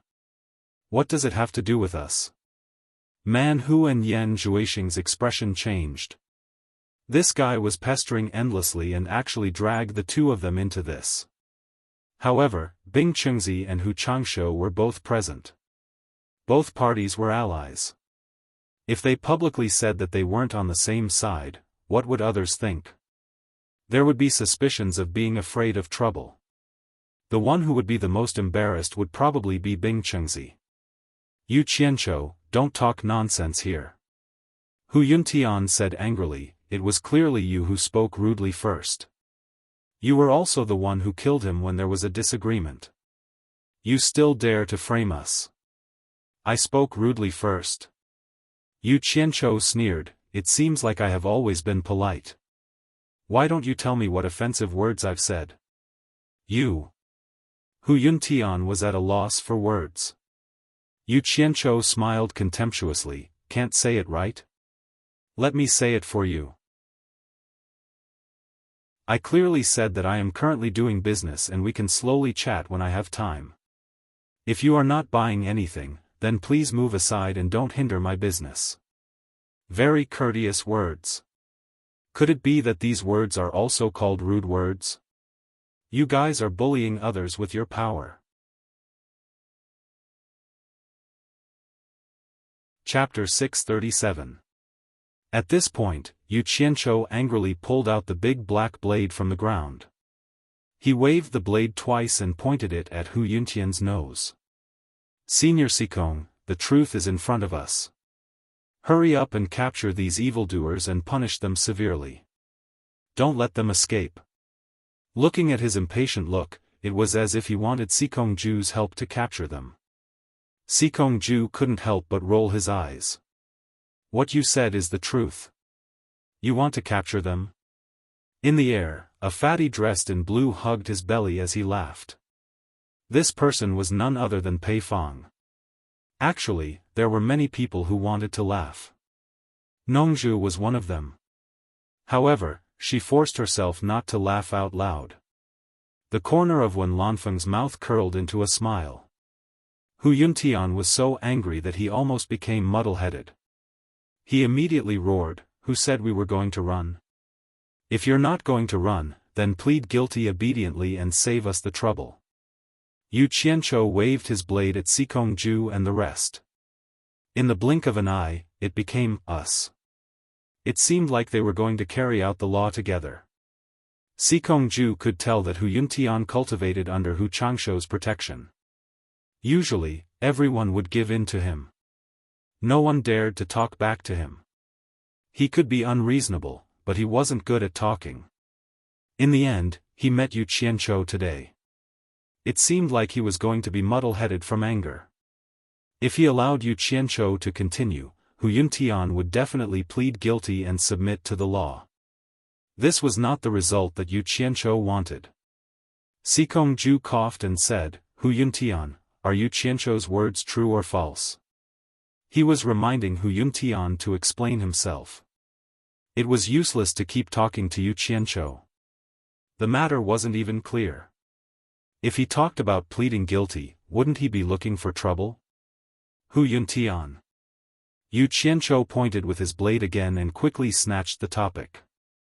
He shouted, "If you have the ability, swear to the heavens that what I just said was false." Hu Yuntian was at a loss for words.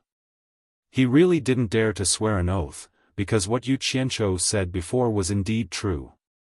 However, the tone he used when it happened was completely different from the tone he used when he explained it in front of everyone.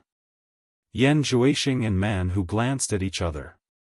This Hu Yuntian might seem smart, but if it wasn't for his father, he wouldn't be able to achieve anything.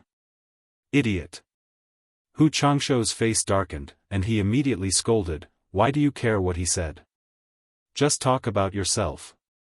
What does it matter if you say black is white? I'm here. What are you afraid of? He just couldn't figure it out. How could a person who usually looked quite shrewd become like this after being angered so casually?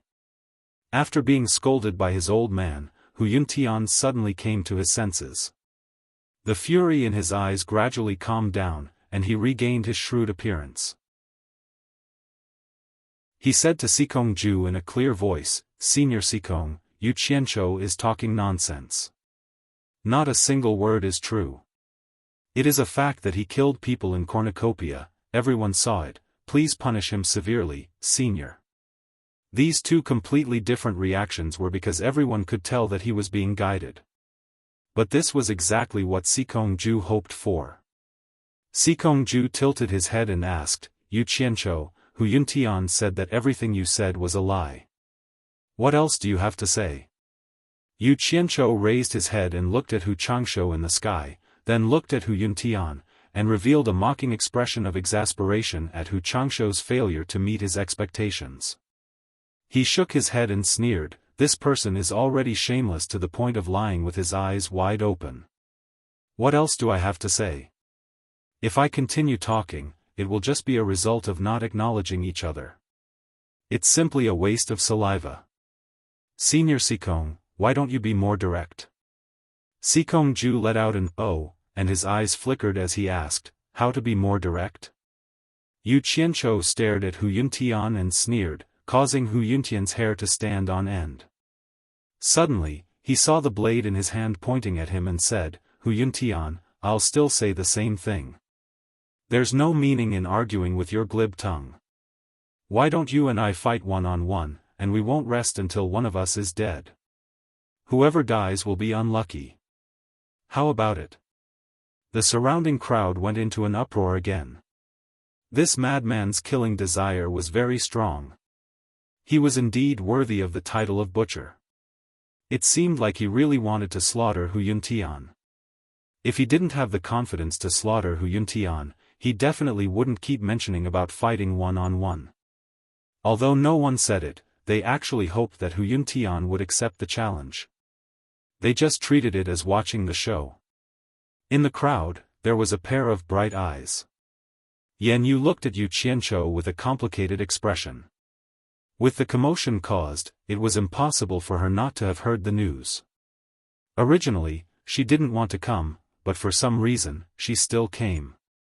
Furong, Ze, and the rest were currently anxiously pacing around the Wen clan's shop. They really wanted to come over and take a look, but before Nong Zhu came out, he ordered them not to come out. Hu Yuntian was challenged by him again, and his expression was dark and gloomy, showing signs of going berserk. If he still didn't accept the challenge, how would he still have the face to mingle in the cultivation world? Right at this moment, Hu Changshou transmitted his voice, "Is your face more important or your life more important? Don't let your imagination run wild and push the problem to Sikong Ju." Hu Yuntian took a deep breath and cupped his hands toward Sikong Ju, "Senior Sikong, cornucopia is the territory of the World Commerce Guild. What do you think?" Sikong Ju decisively rejected, "Cornucopia doesn't allow private fights. I think this matter will be investigated one day. Why don't we put it aside for now and deal with it after the matter is investigated?" He. What if the matter is never investigated clearly? Laughter came from the sky. Pei Fong's fat face shook as he said, "In my opinion, Yu Qianchou's idea is not bad. Instead of dragging it on, it's better to fight to the death. Once and for all, there won't be any trouble in the future." Hu Changshou and Bing Chengzi swept a cold glance over. Pei Fong was obviously up to no good. The latter met their gaze and smiled indifferently. Anyway, no matter who died, he wouldn't lose anything.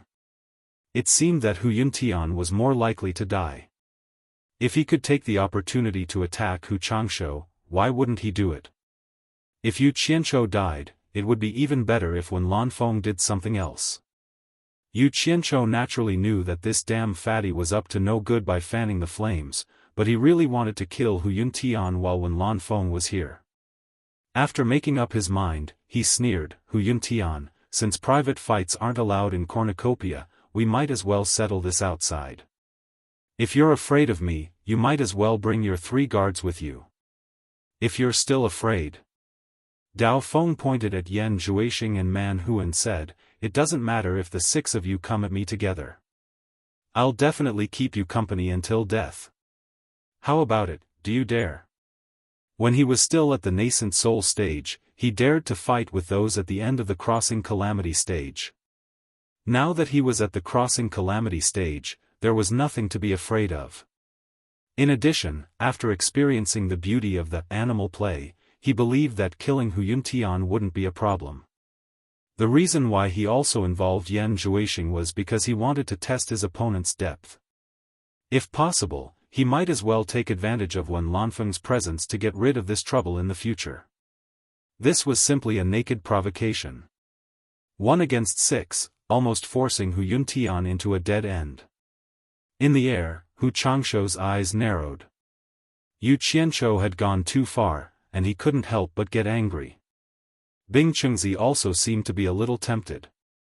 Hu Yuntian and Man Hu, who were at the end of the crossing calamity stage, were not necessarily no match for Yu Qianzhou. Maybe he could take the opportunity to take revenge for his second disciple. Good. Pei Fong cheered, no wonder you're the number 1 expert below the soul-forming stage. You're really brave. He didn't expect that Yu Qianzhou would even involve Bing Chengzi's disciple, so he was naturally excited. Lu Yanqing frowned at Yu Qianzhou's belligerent behavior. When Lanfeng seemed to be a little worried and asked Nongzhu, Yu Qianzhou is only at the early stage of the crossing calamity stage. Won't he underestimate his opponent? Nongzhu replied with a relaxed face, I don't know what he wants to do. But don't worry, he won't do anything that will cause him to lose. Man Hu took a step forward lightly. He also wanted to take the opportunity to take revenge for his junior brother. Unexpectedly, Yan Zhuixing grabbed him and walked to Hu Yuntian's side, saying with a smile, Brother Hu, Senior Pei has already said that Brother Yu is the number 1 expert below the soul-forming stage. How can we defeat him so easily? It's not wrong for us to admit defeat to someone who can be praised by Senior Pei. Originally, he wanted to let Yu Qianzhou and Hu Yuntian do it. It had nothing to do with him, so he kept his mouth shut and did not answer. Unexpectedly, Yu Qianzhou also involved him and Man Hu. If Hu Yuntian accepted the challenge, it would be inexcusable for them not to fight. Therefore, they came forward to help Hu Yuntian, the fool who was outwardly smart but inwardly stupid. In fact, it was not that Yan Zhuixing did not want to fight. In fact, he wanted to try the effect of his demonic power against Yu Qianzhou. The demonic power had been stimulated by Yu Qianzhou's words, and it was running automatically in his body. However, there were too many people watching. The power of the demonic power was extraordinary. Once he fought, he would definitely be exposed. Now that he did not have the ability to protect himself, he had to bear with it. After he got the 7-star blood orchid to improve his cultivation, everything would be easy. Although Hu Yuntian was angry at Yu Qianzhou's arrogance, he was still a little afraid of him. It should be known that the butcher in the cultivation world was famous for killing. Many experts at the final stage of the passing calamity stage had died in his hands. Now that Yan Zhuixing gave him a way out, he smiled calmly and said, Brother Yan is right. Since Senior Pei praised him so much, it's not wrong for us to admit defeat. He waved his hand heroically and said, I admit defeat and stop fighting. Yu Qianzhou was startled. He did not expect that they would admit defeat even after he had said so much. Pei Fong was stunned. He wanted to slap himself.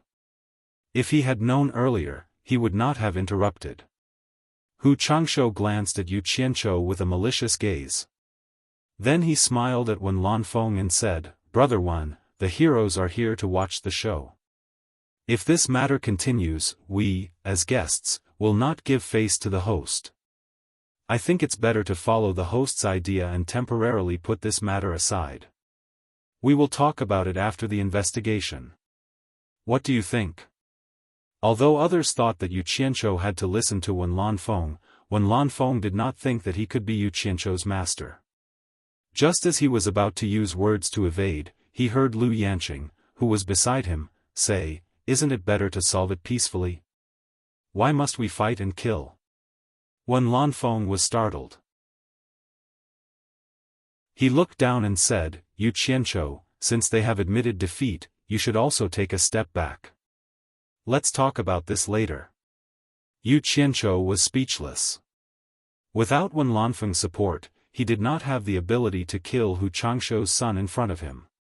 Moreover, there was Bing Chengzi eyeing him covetously. He glanced at Nongzhu, but Nongzhu also shook her head slightly. "Damn it! Relying on others to support you is the most unstable thing. In the end, you still have to rely on yourself. Let's wait and see." With a calm face, Yu Qianzhou put away the big black saber. He turned around and walked to the original stall.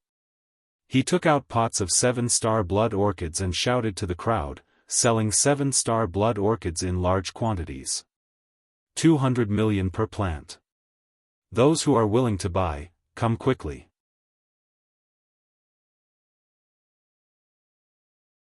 Chapter 638. Everyone could hear the resentment in his voice. The onlookers looked at each other. It seemed that this guy was unhappy that he didn't kill Hu Changshou's son. Hu Changshou's eyes flashed with killing intent. He turned around and disappeared in the air. Hu Yuntian happily said goodbye to Yan Zhuixing and Man Hu and left as well. The 3 guards went to Yu Qianzhou's stall in fear to clean up their colleague's corpse. This guy was so crazy that he didn't even put Hu Changshou in his eyes. They were really worried that he would do something out of line again. The 3 of them buried their heads in collecting the corpse. They didn't even have the courage to look up at Yu Qianzhou. Sikongju took a deep look at Yu Qianzhou and waved his hand at Mu Lianqiu and the others. He led the crowd away and continued to maintain the order of the cornucopia. Seeing that the show had come to an end and that there was nothing to see, the rulers in the air all disappeared. Wen Lanfeng looked at Nongzhu and smiled bitterly, as if saying, "This guy won't bear a grudge against me, right?" The 2 of them disappeared together with Lu Yanqing. Bing Chengzi's pupils shrank when he saw Yu Qianzhou's blood orchid. His eyes flickered and he left. Only Yan Zhuixing and Man Hu didn't leave. Soon, the stalls that were divided by white lines returned to their original appearance. Regardless of whether it was the stall owners or the people lingering there, their gazes were always faintly discernible as they looked at Yu Qianzhou, filled with reverence. She had heard many rumors about Yu Qianzhou, but this was the first time she had seen him act so domineering. He killed a cultivator in the early stage of tribulation passing just because of a disagreement, and that cultivator was a disciple of the world-famous Cloud Palace. Then, he brazenly challenged 6 disciples of the Cloud Palace and Ice Palace in front of everyone, including 2 experts in the late stage of tribulation passing. In the end, the disciples of the Cloud Palace and Ice Palace admitted defeat and retreated. In addition, Pei Fang, an expert in the late stage of spirit severing. Now, in everyone's mind, Yu Qianzhou was the #1 expert below the spirit severing stage. Mo Xiaojun stood quietly behind Yu Qianzhou, his attitude becoming more and more respectful. Niu Yud had appointed them as the leader, and he did not disgrace them. Yi Cheng, who was standing at the side, looked at Yu Qianzhou with even more admiration. Perhaps it was because of the sense of identity, he didn't feel that Yu Qianzhou's actions were too arrogant. Instead, he thought that Yu Qianzhou had won glory for the Chinese cultivation world. In fact, there were many disciples from various sects who had snuck in from the Chinese cultivation world. Unfortunately, they didn't have the chance to get close to Yu Qianzhou like Yi Cheng did. But it didn't affect their crazy worship of Yu Qianzhou at all. Usually, they didn't dare to raise their heads here. Suddenly seeing such a figure in the cultivation world of Wuxia, they were simply overwhelmed with emotions, unable to calm down, and extremely excited. Was Yu Qianzhou arrogant? Not at all. They couldn't wait for Yu Qianzhou to be 10,000 times more arrogant. It would be best if he could trample all the countries under his feet.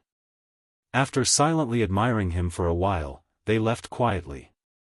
They wanted to report what had happened here to the Chinese cultivation world as soon as possible. Not long after, Furong, Ze, Enchantress, and Amano came running. After Nongzhu went back, seeing that the situation had calmed down, she allowed them to come out. "Are you all right?" The three girls asked almost at the same time. "What can happen to me?" When Yu Qianzhou saw Furong, the haze on his face turned into a smile, and he asked, "What are you doing here? Do you want to help me set up a stall?" "Wow!" Ze stared at Xuelan in the stall and exclaimed, "Selling things is such a fun thing. Why didn't you invite me?" Then she crossed the stall excitedly and pushed Yu Qianzhou away. She stood on the seller's seat and looked around, as if she really hoped that someone would come to buy things from her. She usually spent money to buy things, but this was the first time she tasted selling things. Furong didn't want to be outdone. She stood beside Ze happily, and the two of them shared the feeling of being a stall owner. Yu Qianzhou was speechless. These two women didn't know how hard it was to earn money, and they thought it was a fun thing. If there was a chance in the future, he would let them play every day. Let's see if they would still be in such a good mood.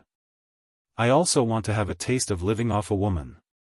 Enchantress stood beside Yu Qianzhou with a smile, while Amano, Ze, and Mo Xiaojun stood side by side, looking around vigilantly. Yicheng glanced at Furong from time to time, trying to hide the shock in his heart. Although Hibiscus rarely showed her face on the supporting Immortal Island, she had coincidentally seen her once in the Myriad Fragrance Garden. After careful observation, he confirmed that she was the daughter of Wanfan Garden's principal elder, Furong. What he couldn't understand was why Furong and Yu Qianzhou were here together. "Senior Yu, this junior still has some matters to attend to, so I'll take my leave now." Yicheng suddenly bowed respectfully to Yu Qianzhou. Yu Qianzhou smiled and nodded at him. Furong took a glance and realized that this person looked familiar, but she couldn't recognize him, so she didn't think too much about it. After Yicheng got permission, he quickly walked out of the treasure basin. He wanted to think of a way to send this shocking news back to Fuxian Island. Yan Zhuixing squinted his eyes as he sized up Ze, Furong, and Enchantress. His lips curled into a meaningful smile. Yan Zhuixing nodded at Man Hu, and the two of them walked towards Yu Qianzhou's stall. Because of the commotion earlier, the bustling crowd didn't dare to come over, causing the stall to be abnormally quiet. There wasn't even a single person passing by, and everyone took a detour. Just as Ze was feeling depressed, she suddenly saw two people walking over. She immediately said excitedly, "Are you buying? How much do you want to buy?" Before she could finish, she realized it was someone she knew from the saber drawing assembly. "Miss Ze, long time no see." Yan Zhuixing cupped his hands. Yu Qianzhou sneered, "Brother Yan, could it be that you want to wreck my stall again?" When Ze heard that they wanted to wreck her stall, she immediately took out her dark purple bamboo rod and was about to make a move. "Brother Yu, it's meaningless to say that." Yan Zhuixing glanced at the blood orchids on the stall and said with a smile, "I saw that Brother Yu's stall was deserted, so I wanted to invite Brother Yu to visit our Ice Palace's shop when you have time. Perhaps there are people who will purchase a large amount of Brother Yu's 7-star blood orchids. Could it be him?" Yu Qianzhou's heart skipped a beat, but he didn't show it on his face. He cupped his hands and said, "Thank you for the reminder, Brother Yan. I will definitely pay a visit. He. Then I won't disturb Brother Yu's business anymore. Goodbye." Yan Zhuixing cupped his hands and left with Man Hu. Yu Qianzhou stared at the two's departing figures with flickering eyes. Suddenly, he was pulled back to reality by the noise around him. He saw many people rushing towards the center of the treasure basin. "What's wrong? What's wrong? What's wrong?" The World Commerce Association put up a new signboard and started selling the 7 treasure pill that can help break through the bottleneck of cultivation. Ah. Then we have to hurry and take a look. Maybe we loose cultivators will have a chance to buy it and make a huge profit. When the news about the 7 treasure pill came from the crowd, Yu Qianzhou waved his hand and said, "Young Master Mo, go take a look." Yes. Young Master Mo accepted the order and left. Yu Qianzhou's eyes narrowed into slits as he muttered to himself, selling the 7 treasure pill? Yin Baikong, your time of misfortune has come. Ever since he used Niu Yud's identity to sell the last batch of limit-breaking pills to Yin Baikong, he had decided to stop. It wasn't that he didn't want to make more money, but after seeing the various countries and Yin Baikong's secret game, he knew that he wouldn't be able to make a fortune for long. Even though the country's alliance was crushed by Yin Baikong once, none of them were to be trifled with. They definitely wouldn't sit by and watch the World Commerce Association continue like this. To be able to become a lord in the cultivation world, no one was a fool. This was because Yin Baikong's methods of accumulating wealth hadn't reached the point where it hurt everyone's bones. Now wasn't the time to make a move against a colossus like the World Commerce Association. Because some people were still holding a wait-and-see attitude, they were afraid of being attacked by the powerful World Commerce Association. But once Yin Baikong's methods of accumulating wealth hurt everyone's vitality, the various powers wouldn't be able to sit still and would definitely join forces. At first, Yu Qianzhou was curious as to what kind of backing Yin Baikong had to dare to do such a thing. He wasn't a fool. But after thinking about it from his own point of view, he suddenly realized that this old fox was relying on Niu Yud, an immortal from the immortal world. Yin Baikong first boldly threw out several billion, taking the risk of paying first before taking the goods. Then, for every 5,000 limit-breaking pills, he took the initiative to increase the price by 1 billion high-grade spirit stones, constantly expressing goodwill towards Niu Yud.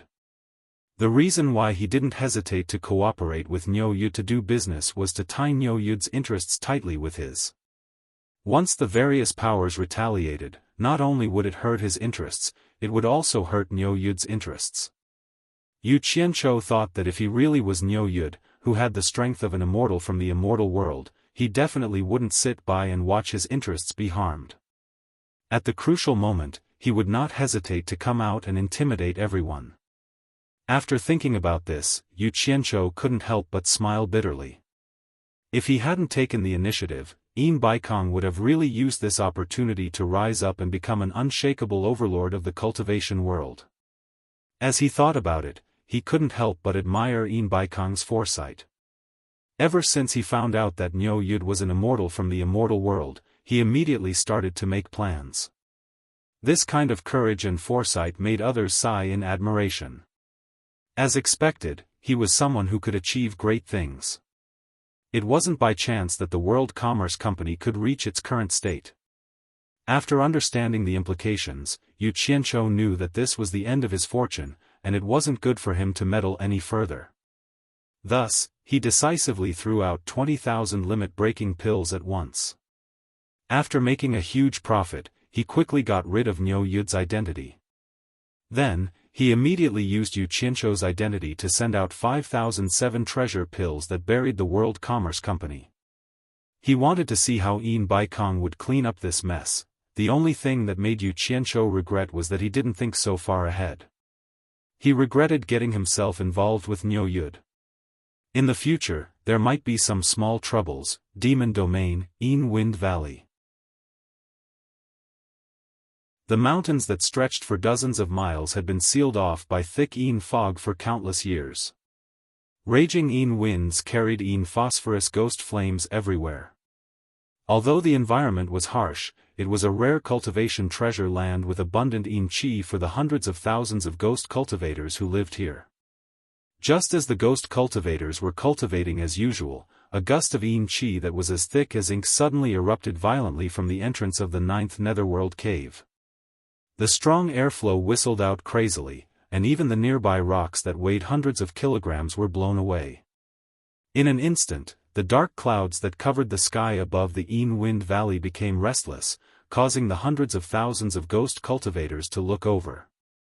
An indescribable feeling of terror spread in the hearts of the ghost cultivators. Just when the Nine Nether Cave had just undergone an unusual change, inside the Ghost King Palace, Yuji led the group of ghost generals and arrived one after another. Braving the strong wind, they landed a few hundred meters away from the Nether Cave. All of them were bewildered. Qi that was as thick as ink continuously whistled out of the cave along with the strong wind.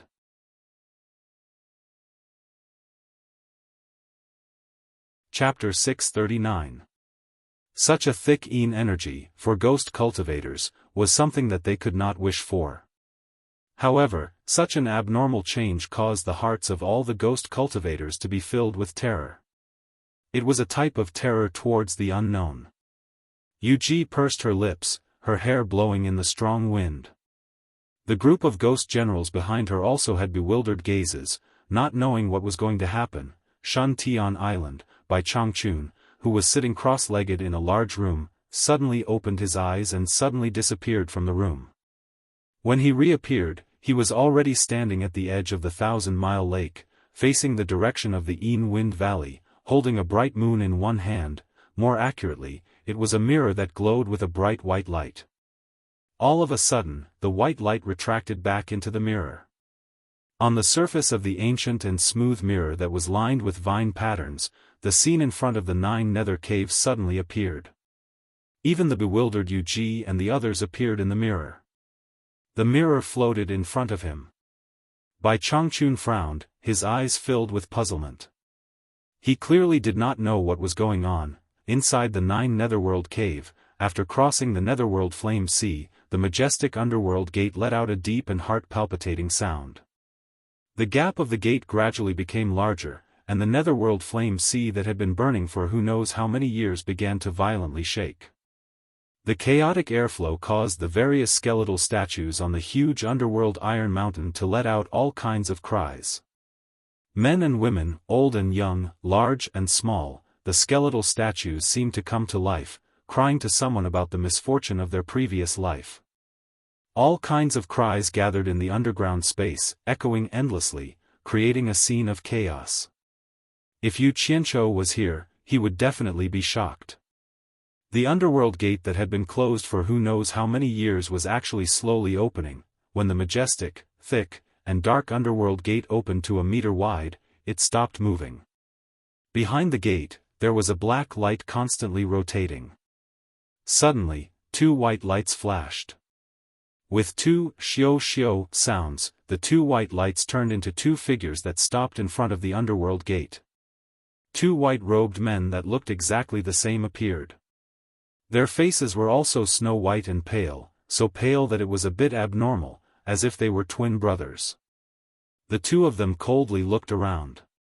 After a long time, one of them slowly said, "Everything is normal." Another person nodded and said, "Big brother, why did the Underworld Emperor ask us to patrol the underworld ways of the 72 worlds?" The former shook his head and said, "It was Lady Blackpool's idea." Hearing this, the latter was taken aback and sighed, "Big brother, have you noticed that because the Underworld Emperor doesn't get involved in the affairs of the underworld, Lady Blackpool has been getting involved in more and more things? I'm afraid it's not a good thing. Shut up if you don't want to get into trouble." The former warned, "This is not something you and I should worry about. Don't say such things in the future." "Got it." The latter shook his head helplessly. The former sized up his surroundings once more and said calmly, "Let's go. Let's go back." The two of them had just turned around when they suddenly shuddered at the same time. Their gazes burned as they stared at the Netherworld gate. Of the two knockers on the gate of the Netherworld, only one remained. One of the heaven-devouring beast heads was missing. Not only a knocker, but two of its fangs were also missing. No one knew where they went. After the two of them stared at it for a while, the latter said in bewilderment, "Look at the saw marks on it. It seems that it was cut off by someone." The former was dumbfounded and speechless for a while. Then he murmured, "Who is so daring to destroy the things on the gate of the Netherworld?" The latter scratched his head and said, logically speaking, it's impossible. This is not a place that anyone can come to. The people of the underworld can't open the gate of the netherworld from the inside without the token. And the mortals of the outside world can't pass through the netherworld fire sea and come here. Could it be the work of the ghost cultivators in the human world? The former shook his head and said, it shouldn't be the ghost cultivators. Once the ghost cultivators come here, their vitality will be burned away by the netherworld fire sea and they can't return to the human world. Otherwise, their souls will be destroyed and they will never be able to reincarnate. The only way for the ghost cultivators to come here is to open the gate of the netherworld and return to the underworld. Once they turn back, they will die. It's not this and it's not that. What is going on? It can't fall down by itself, can it? Even if it fell down, we should still be able to see something on the ground. There are clear saw marks on it. Could it be? The latter suddenly stopped talking. The former turned his head and asked, could it be what? The latter looked around and said softly, Big brother, don't you think this is a little strange? Why did Madame Blackpool have to patrol the 72 underworld passages at this time? It just so happened that the gate of the netherworld here was destroyed. Could it be that someone inside was ordered to come out and do it? The former heard this and frowned deeply. After thinking for a long time, he said in a deep voice, don't make wild guesses. We just need to report it truthfully. We don't need to worry about other things. Let's go back. The two of them turned into two white lights and shot into the gate of the netherworld.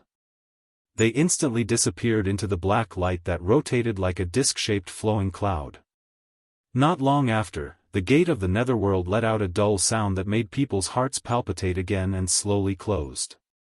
The moment the door closed, the underground space that had been created by the chaotic images slowly returned to normal. Outside the 9th netherworld cave, the surging strong wind suddenly gradually slowed down, and the ink-like Yin-Chi also slowly withdrew. Very soon, everything returned to normal, as if nothing had happened. Standing on the opposite cliff wall, Yu-Ji and the group of ghost generals were looking at each other. None of them knew what was happening in the underworld cave. The group of ghost cultivators waited for a long time, but they didn't see any abnormal reaction. Yu-Ji frowned and waved her hand, we'll talk about it when we get back. Then, the group of ghost cultivators quickly left the place. Beside the 1,000 Miles Lake on Shuntian Island, Bai Changchun waved his hand after the scene in the Mirror of Silence returned to normal. He waved his hand and kept the mirror as he looked at the sky with his hands behind his back. No one knew what he was thinking. The vast netherworld formed a world of its own. The ultimate place of birth, aging, sickness, and death was the netherworld. 20 big blood-red words were engraved on a huge black stone tablet. They could be seen clearly from afar. The stone tablet and the ancient words revealed the vicissitudes of time. They were simple and unadorned, yet extraordinary. Anyone who saw it would have the urge to prostrate themselves in worship. Under the base of the stone tablet that looked like a mountain, a gate slowly opened. 2 white lights flashed and the gate slowly closed. The 2 people who appeared in front of the gate were the 2 white-robed men who appeared outside the gate to the netherworld. In front of the gate, there were 2 soldiers in iron armor guarding. They were tall and sturdy, their backs were strong and their waists were strong. Their eyes were wide like copper bells as they stared at the newcomers. The 2 white-robed men each turned to face a soldier and took out a green token the size of a palm. They said, Lu Ben, Lu Pao, return to the netherworld to report. They took out the token to prove that they were not ghost cultivators from the outside world. The guards here only recognized the token. Without the token, they would be escorted to the endless dark cliff to work as laborers. One of the soldiers shouted in a booming voice, since you have the token, you are not allowed to stay. Leave quickly. His loud voice echoed in the surroundings. The 2 white-robed men didn't say anything else. They cupped their fists and turned into 2 white lights as they fled into the distance, the two of them had been flying at high speed in the darkness. It was dark everywhere. Only the red flowing lava could be seen on the ground, mixed with the black smoke. On the path separating the ground from the lava, one could see a group of people working with thick iron chains with their upper arms bare. The sun, moon, and stars could never be seen here, and the sky was always shrouded in darkness. This place was vast and boundless. Nobody knew how high the sky was or how wide the earth was. There was only endless darkness. It was because this was the underworld, a world of its own. In the vast depths that ordinary people couldn't know of, there were countless powerful overlords who carved out territories to carve out territories. Even though they had high cultivation states and powerful magic power, they had to submit to one person, the king of the entire underworld, the emperor of the underworld. As for the name of the emperor of the underworld, very few people knew it. Almost no one knew it. People only knew that he was called the emperor of the underworld. It was because the emperor of the underworld had existed for too long. All the overlords rose and fell. Only the emperor of the underworld existed forever in the underworld. No one could challenge his authority. Even though the emperor of the underworld rarely showed his power, and few people knew what he looked like, those who tried to challenge the emperor of the underworld were all killed.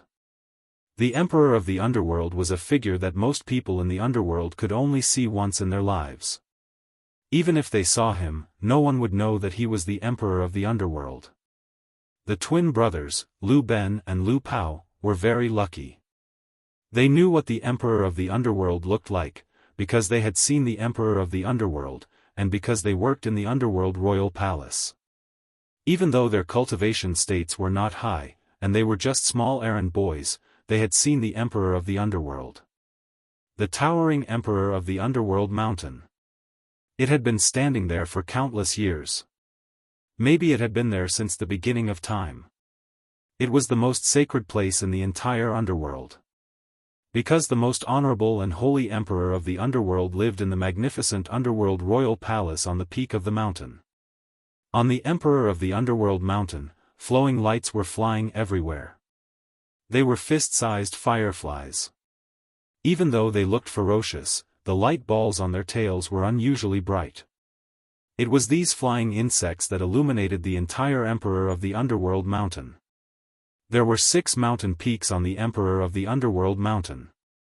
The emperor of the underworld was on the highest mountain peak. The other 5 mountain peaks were in the shape of a pentagram, surrounding and protecting the most sacred emperor of the underworld. Of course, there was also a magnificent palace on each of the other 5 mountain peaks. The masters of those palaces were all figures whose status was second only to the emperor of the underworld. However, there were differences in status among the 5 masters.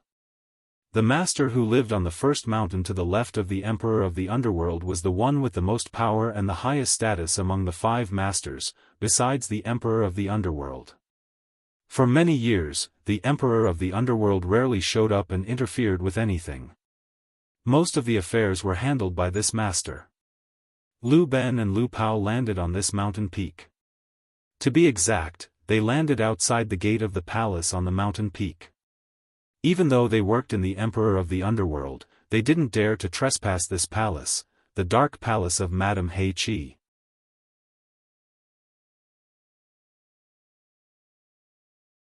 Chapter 640.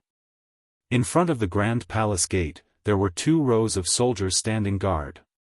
All of them wore black iron armor. The strangest thing was that everyone wore a black iron mask on their faces. The mask was hideous and terrifying like a demon. The indifferent gaze from the 2 holes made people shudder.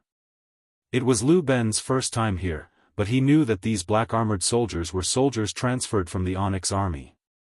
The Onyx Army was a powerful army that terrified the people of the underworld.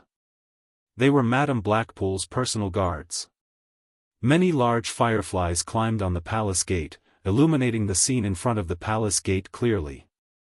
However, it also showed the oppressive atmosphere in front of the palace gate. A heavily armored general stood in the middle of the palace gate. His gaze behind the mask seemed to be real as he sized up the two. The eldest of the twins, Lu Ben, was obviously not here for the first time. He nodded at his younger brother, Lu Ben. The latter took out a green token and gave it to him.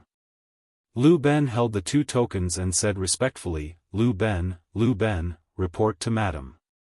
You come in. You stay here and wait. The general in the middle of the palace gate pointed at the two and moved aside to make way. Lu Ben signaled his brother to wait patiently and then walked in with large strides. The inside of the palace was spacious and grand, but it seemed deserted. There didn't seem to be a single person in sight. In the middle, there was a passageway that led straight to the towering onyx palace. Every 10 meters, there was a diamond-shaped stone pillar.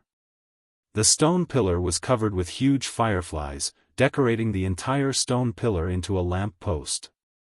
The path to the majestic onyx palace was more than 300 meters long. Although there wasn't a single person in the square, Lu Ben didn't dare to be careless.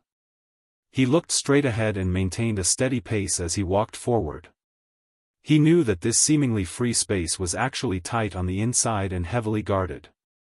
It was several times stricter than the Onyx Palace's defenses. Who knew how many people were secretly watching him? The majestic Onyx Palace was brightly lit. Lu Ben bowed and stopped under the base platform that was dozens of meters high. On top of the steps, a female official wearing a male civil official uniform looked down at him. Although she was dressed in a man's uniform, she had a pretty face and was a beauty. She said coldly, "Madam is bathing." "Wait." Then she turned and left. "Yes." Lu Ben lowered his head and stood there, not daring to move. In the back hall of the Onyx Nether Palace, there was a place covered by a black veil that was steaming hot. Behind the gauze curtain was a huge bathing pool made of black jade. The warm water in the pool carried a faint smell of sulfur. It flowed into and out of a small ditch. It was a hot spring. A naked and delicate body was soaking in the water. It was a body that was extremely alluring to men. Her plump breasts rose high, and her skin was as smooth as cream. Her figure was moderately plump, and a beautiful face appeared on the surface of the water. Her head was resting on the thigh of the man behind her, and two hands were gently massaging her temples. The body that men couldn't refuse was soaking in the hot spring. 5 handsome and strong men surrounded her, not even a single strand of cloth on them. Although those alluring bodies were irresistible to men, there was no trace of impulsive desire in the eyes of these 5 men. Their expressions were cautious. 2 hands were massaging her head, and the remaining 8 hands were carefully massaging various parts of her body. The plump and ravine private parts were not left behind. The 8 hands were moving and massaging every part of her body. Resting on the thigh of the man, the beautiful face looked extremely comfortable. Her eyes were hazy, and her lips were slightly open, letting out a soft moan. The gauze curtain was lifted, and the female official who was outside the hall walked in. Seeing that the woman in the pool was enjoying herself, she lowered her head and waited quietly. The woman in the pool closed her eyes and said, "Fei Feng, what's the matter?" Although her words were normal, her tone was full of arrogance. The female official who was called Fei Feng said respectfully, "Madam, Lu Ben, who was patrolling the 72 world passages, has returned to report. He is waiting outside the hall." The woman in the pool softly nodded and slightly raised her hand. The 5 massaging men immediately stopped. The 5 men gently carried the naked body out of the hot spring and put her down on the shore. Immediately, someone brought a towel to dry the water droplets on her body. Another person brought a black palace gauze dress and helped her put it on. The black gauze curtain was lifted, and a beautiful woman wearing a black palace gauze dress walked out. Her face was so cold that no expression could be seen on it. She had an extremely noble temperament, which was completely different from her appearance in the hot spring. Dragging a 3-meter-long skirt, she walked to the main hall and gently sat on the seat of honor. Her phoenix eyes coldly looked outside the hall. This was the famous Madame He Qi in the netherworld. The female official, Fei Feng, quickly led Lu Ben in. Lu Ben walked to the hall and knelt down. He did not dare to raise his head and reported the results of the inspection in detail. After listening to him expressionlessly, Madame He Qi raised her hand, and Fei Feng quickly led Lu Ben out. From the beginning to the end, Madame He Qi didn't say a word to Lu Ben. In the cornucopia, Yu Qianzhou's stall had been open for a whole day. Except for Yan Zhuixing, no one asked about it. Ziyi waited excitedly for a long time, but as she waited, she became listless.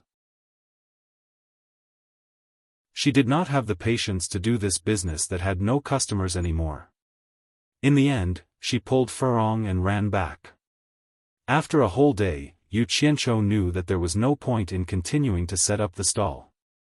With such a high price, it was estimated that no one would buy it anymore. What made him suspicious was that it was Yan Zhuixing and his men who bought a large amount of 7-star blood orchids from the treasure tower. He packed up the stall and returned to the Wen family's shop. Nongzhu called him up from the window on the top floor. With a dark face, Yu Qianzhou turned a deaf ear and went back to his room.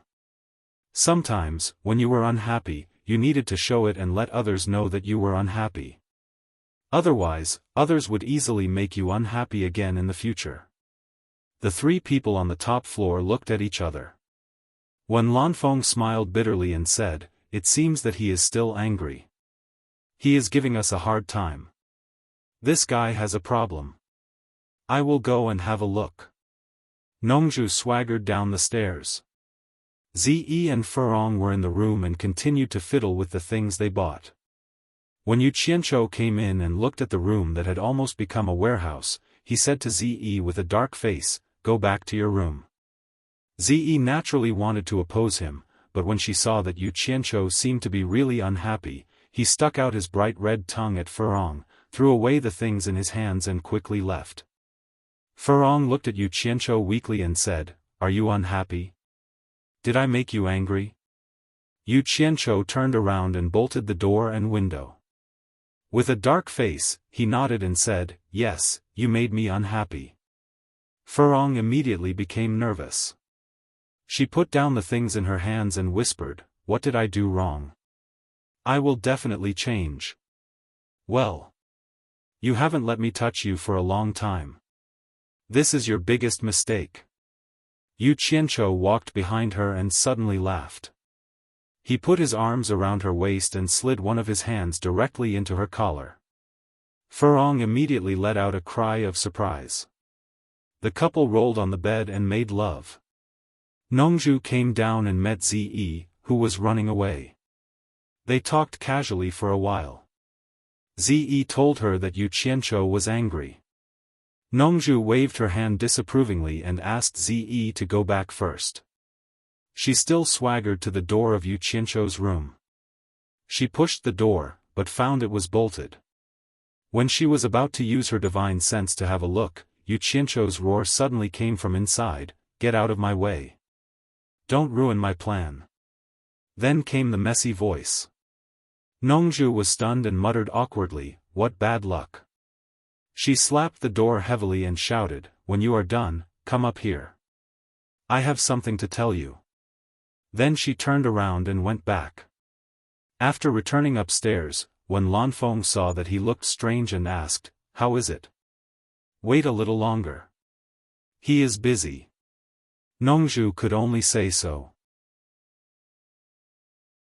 When Lanfeng and Lu Yanqing looked at each other and were curious about what Yu Qianzhou was busy with, they quickly released their divine sense to check downstairs.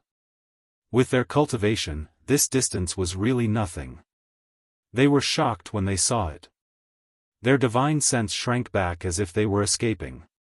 When Lanfeng looked embarrassed and didn't say a word. Lu Yanqing bit her teeth behind the green veil and blushed. Fortunately, the green veil blocked it and others couldn't see it.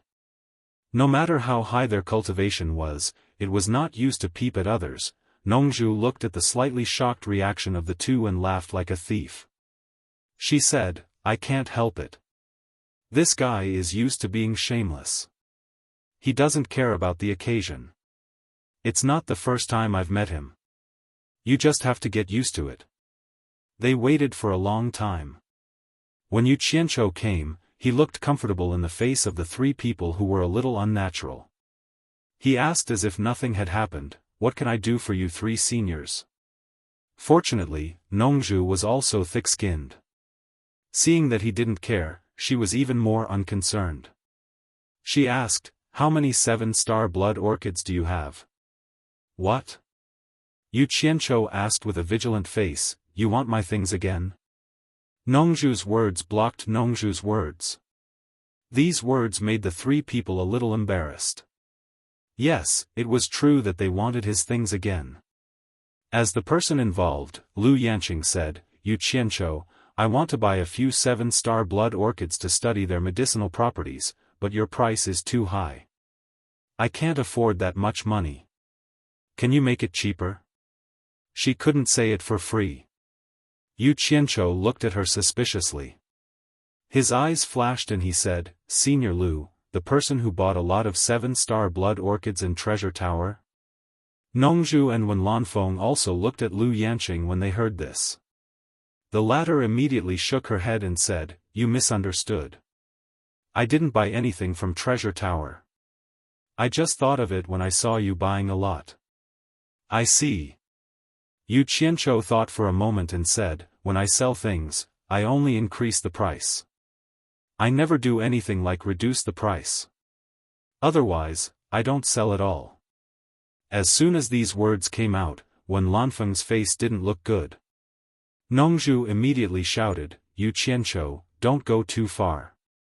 It's already a great honor for the master of Lingfang Valley to ask for your help. Don't get greedy for money."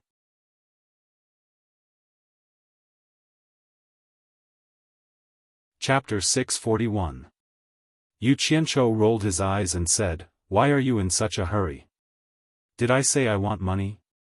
Ignoring Nongzhu's astonishment, he asked Lu Yanqing, "Senior Lu, how many do you need?" They were stunned by him.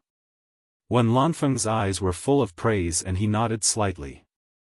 Lu Yanqing said with some embarrassment, "How can I ask for your things for free? You use them to make money." Yu Qianzhou waved his hand generously and said, "I didn't say I would give them to you for free." Wen Lanfeng and Nongzhu's faces darkened at the same time. Lu Yanqing was speechless. She felt embarrassed just now. It turned out that it was not for free. She asked in an unnatural tone, "What are your conditions?" Yu Qianzhou ignored Wen Lanfeng and Nongzhu's murderous eyes and said, "Do me a favor. Help me take 2 people to your Lingfang Valley and temporarily protect their safety." Wen Lanfeng and Nongzhu were slightly stunned. Lu Yanqing asked curiously, "Which 2 people? You might as well tell me first. If it's suitable, I can promise you." "It's suitable. It's most suitable for them to go to your place because they are 2 women." Yu Qianzhou smiled somewhat helplessly and said, "One of them is Yi Kun, who lives here. And the other one? Yan Yu, the proprietress of Sleeping Spring House, help me take them away." Wen Lanfeng was finally relieved when he heard that it was 2 women. But he asked curiously, "Yi Kun is reasonable. What's the relationship between you and Yan Yu? Why do you want to take her away?" Yu Qianzhou shook his head and smiled bitterly. "Niu Yud has something to do and left. I was entrusted by Niu Yud to protect her temporarily." "Oh. So that's it." Wen Lanfeng believed it. But Nongzhu and Lu Yanqing, who understood that Yu Qianzhou was Niu Yud, looked at each other and knew what was going on.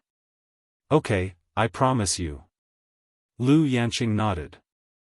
"Thank you, senior." Yu Qianzhou thanked him first and then frowned, "But I'm worried that Yan Yu doesn't want to go. I'll have to trouble you to tell her that it's Niu Yud's idea. If she still doesn't want to go, you can take her away by force." "Take her away by force?" Lu Yanqing hesitated. "I know you may not want to do that." Yu Qianzhou turned to look at Wen Lanfeng and said, I wonder if Senior Wen can help me escort them to Spirit Fong Valley. Nongzhu was speechless. This guy really knows how to pick people. When Lanfeng is 100% willing to go to Lingfang Valley, let alone with such a high-sounding reason. Qianzhou was a bit. You is to say, you is, but he seems he is arranging his planning his funeral.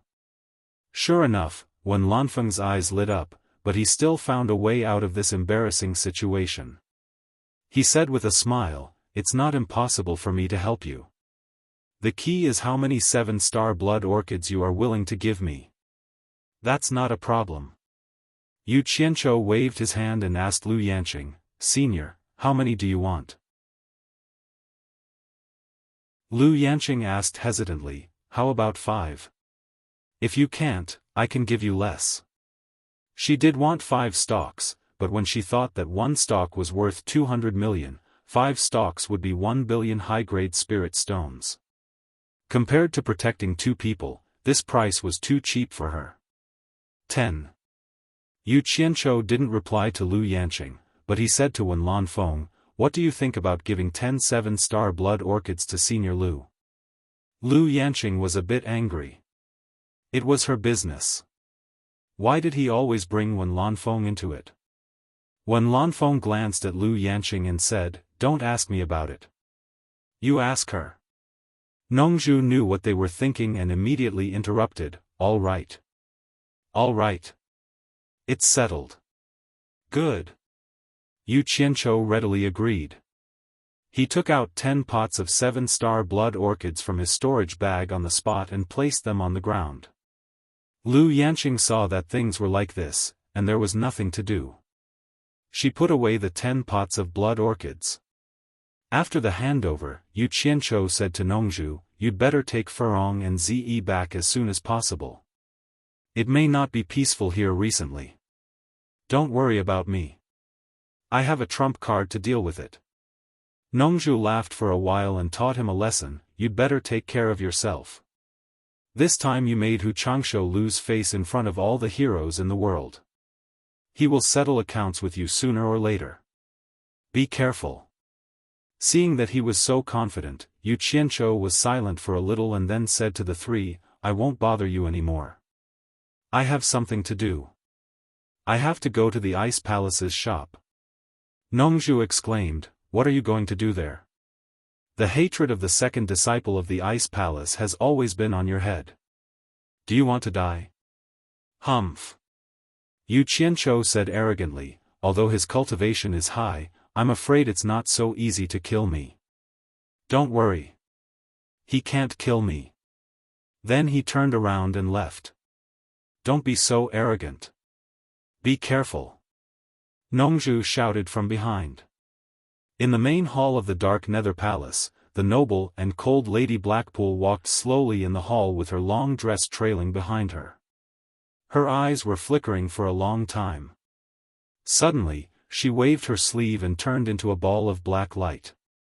She flew out of the palace and directly flew to the highest peak protected by the 5 peaks. On the roof of the ancient, magnificent, sacred, and mysterious Dark Nether Palace, a dozen people suddenly appeared. They stared at the black light in the sky and their expressions changed. They looked at each other and disappeared again without saying a word. The black light seemed to have found the right direction.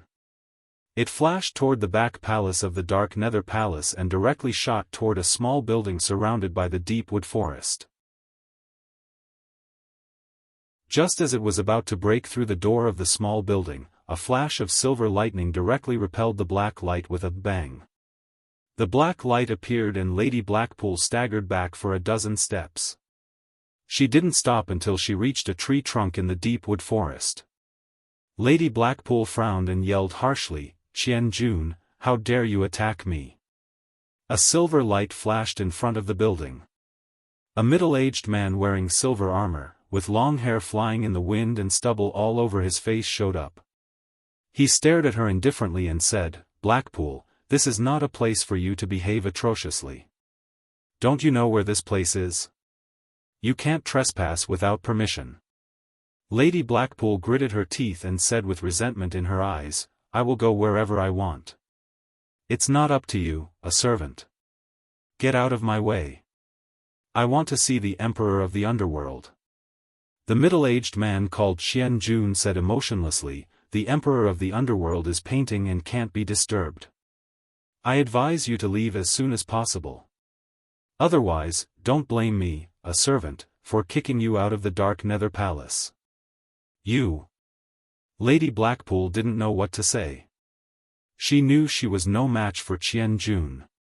She lifted her dress and knelt down in front of the building, saying, Blackpool is here to see the Emperor of the Underworld. I have something important to report. After a moment of silence, a nonchalant voice came out from the building, Xian Jun, let her in. His tone was gentle, making anyone who heard it feel comfortable in their heart. It was filled with a calmness that stood aloof from worldly affairs. Yes. Xian Jun bowed to the inside of the building. With a flash of silver light, he disappeared. Lady Blackpool stood up and glanced around with resentment in her eyes. She waved her hand to smooth the long tail of her dress. In the blink of an eye, she had become another noble lady. He slowly walked into the small building. The decorations in the building were elegant, without a trace of luxury. Instead, there were many ancient scrolls piled up. If she didn't see it with her own eyes, she wouldn't believe that the Emperor of the Underworld, who was famous in the Underworld, would live here. She might even think that this was the humble residence of a scholar. Lady Blackpool glanced over the scrolls piled up. A hint of disdain flashed in her eyes, but it soon disappeared. She walked up the wooden stairs to the attic. As soon as she climbed up the attic, she saw the back of a man in a thin white robe. Looking from the back, he looked like a scholar. He was writing in front of a writing desk. Blackpool greets the Emperor of the Underworld. Lady Blackpool knelt down again. The scholar continued writing. He said without turning his head, Blackpool, why do you need to see me so urgently? He looked like a harmless scholar, but no one could imagine that he was the Emperor of the Underworld, the ruler of the Underworld. Madame He Chi stood up and complained, Emperor of the Underworld, why don't you control your subordinates? They even dared to attack me. What will happen to them in the future? They won't even take the Emperor of the Underworld seriously. The scholar let out a noncommittal laugh and said, I don't want to manage anything anymore. That's why I've delegated the authority to you guys.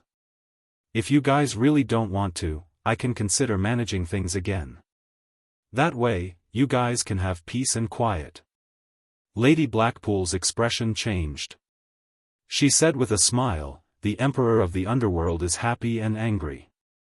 It was Blackpool who didn't know his place and shouldn't have quarreled with Xian Jun. The Emperor of the Underworld has worked hard for the Underworld for many years. As his subordinates, we should share the burden of the Emperor of the Underworld. We shouldn't have any complaints. I'm relieved to hear that. The scholar didn't stop writing. He dipped his brush into the ink and asked, why do you need to see me so urgently? Here's the thing. A few days ago, I sent someone to check the underworld passages of the 72 worlds in the human world.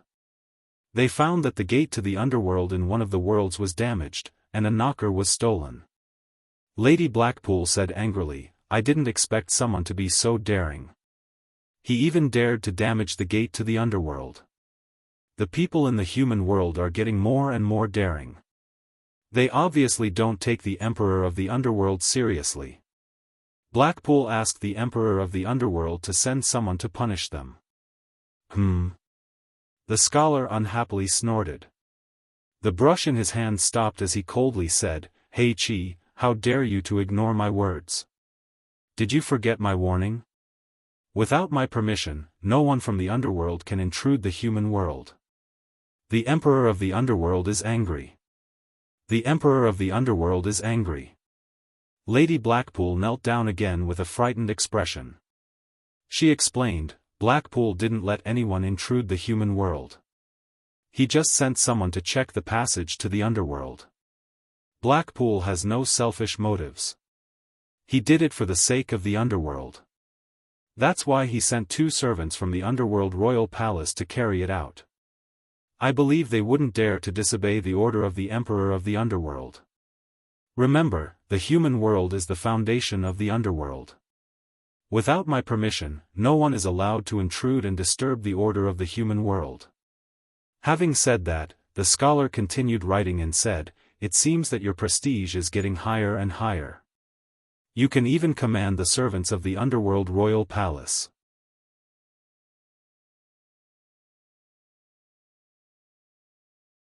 Chapter 642. Though he said it casually, every word was sharp and penetrating. Madame Blackpool was frightened, not knowing if the underworld emperor was just saying it casually or if he meant it. She forced herself to smile embarrassedly. Blackpool knows his own limitations. Without the underworld emperor's favor, I wouldn't be where I am today. It's good that you understand. The scholar raised his hand and said with his back facing her, "You can leave now if you have nothing else to say." Blackpool hadn't achieved her goal yet, so she wouldn't leave willingly. She gritted her teeth and pulled off the black silk tied around her waist. She shook her shoulders slightly, and the black gauze on her royal dress slid off her shoulders, exposing her snow-white and plump body to the air. Madame Blackpool stood up slowly and walked out from the pile of black gauze, walking to the back of the scholar. She wrapped her arms around the scholar's waist and said while twisting her body, "Blackpool hasn't served the underworld emperor for a long time. Wait a moment." "As you wish." The scholar chuckled, his hand didn't stop moving. Madame Blackpool uttered a happily. She tilted her head to look at the painting scroll on the desk that was about to be completed. Her pupils shrank after a quick glance. A magnificent colorful painting scroll unfolded in front of her eyes. An earth-shattering battle scene was vividly depicted on the paper. The bloody, tragic, and exciting battle was depicted with the tip of the scholar's brush. Countless experts from both the immortal realm and the netherworld surrounded one person, and the person who was surrounded in the picture scroll was full of heroic spirit. He was like a god of slaughter, riding a vigorous red divine dragon into the sky and into the ground, controlling tens of thousands of golden rays as if he was invincible. Countless people were killed by him, turning into a rain of blood.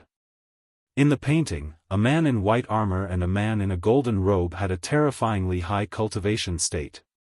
They were entangled with the man riding the dragon. When Madame Blackpool saw the man in white armor, her naked body stiffened a bit. She knew 6 of the 12 armored warriors behind the man in white armor.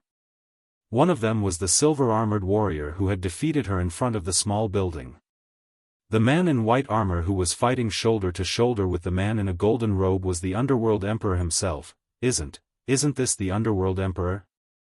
Madame Blackpool stiffly reached out a white arm and pointed at the white-armored man who was fighting fiercely.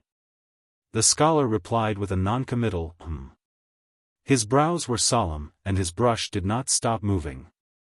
His strokes were fine to the point that the slightest detail could be seen, vividly reflecting the intense battle atmosphere in the painting. After a while, he finally completed a section of the scroll.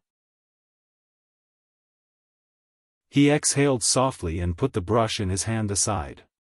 He examined the painting with a grave expression and said, "For so many years, this scene has been haunting my mind, and I can't get it out of my head. I might as well draw it so that people in the future will know about it. After all, not many people know about it anymore." He seems to be interested now. He looks back at Lady Blackpool's seductive body and raises his hand to touch her plump breasts. But Madame Blackpool seemed to be attracted by the content of the scroll. She pointed at the 12 armored warriors and asked, "Are these the 12 legendary underworld generals?"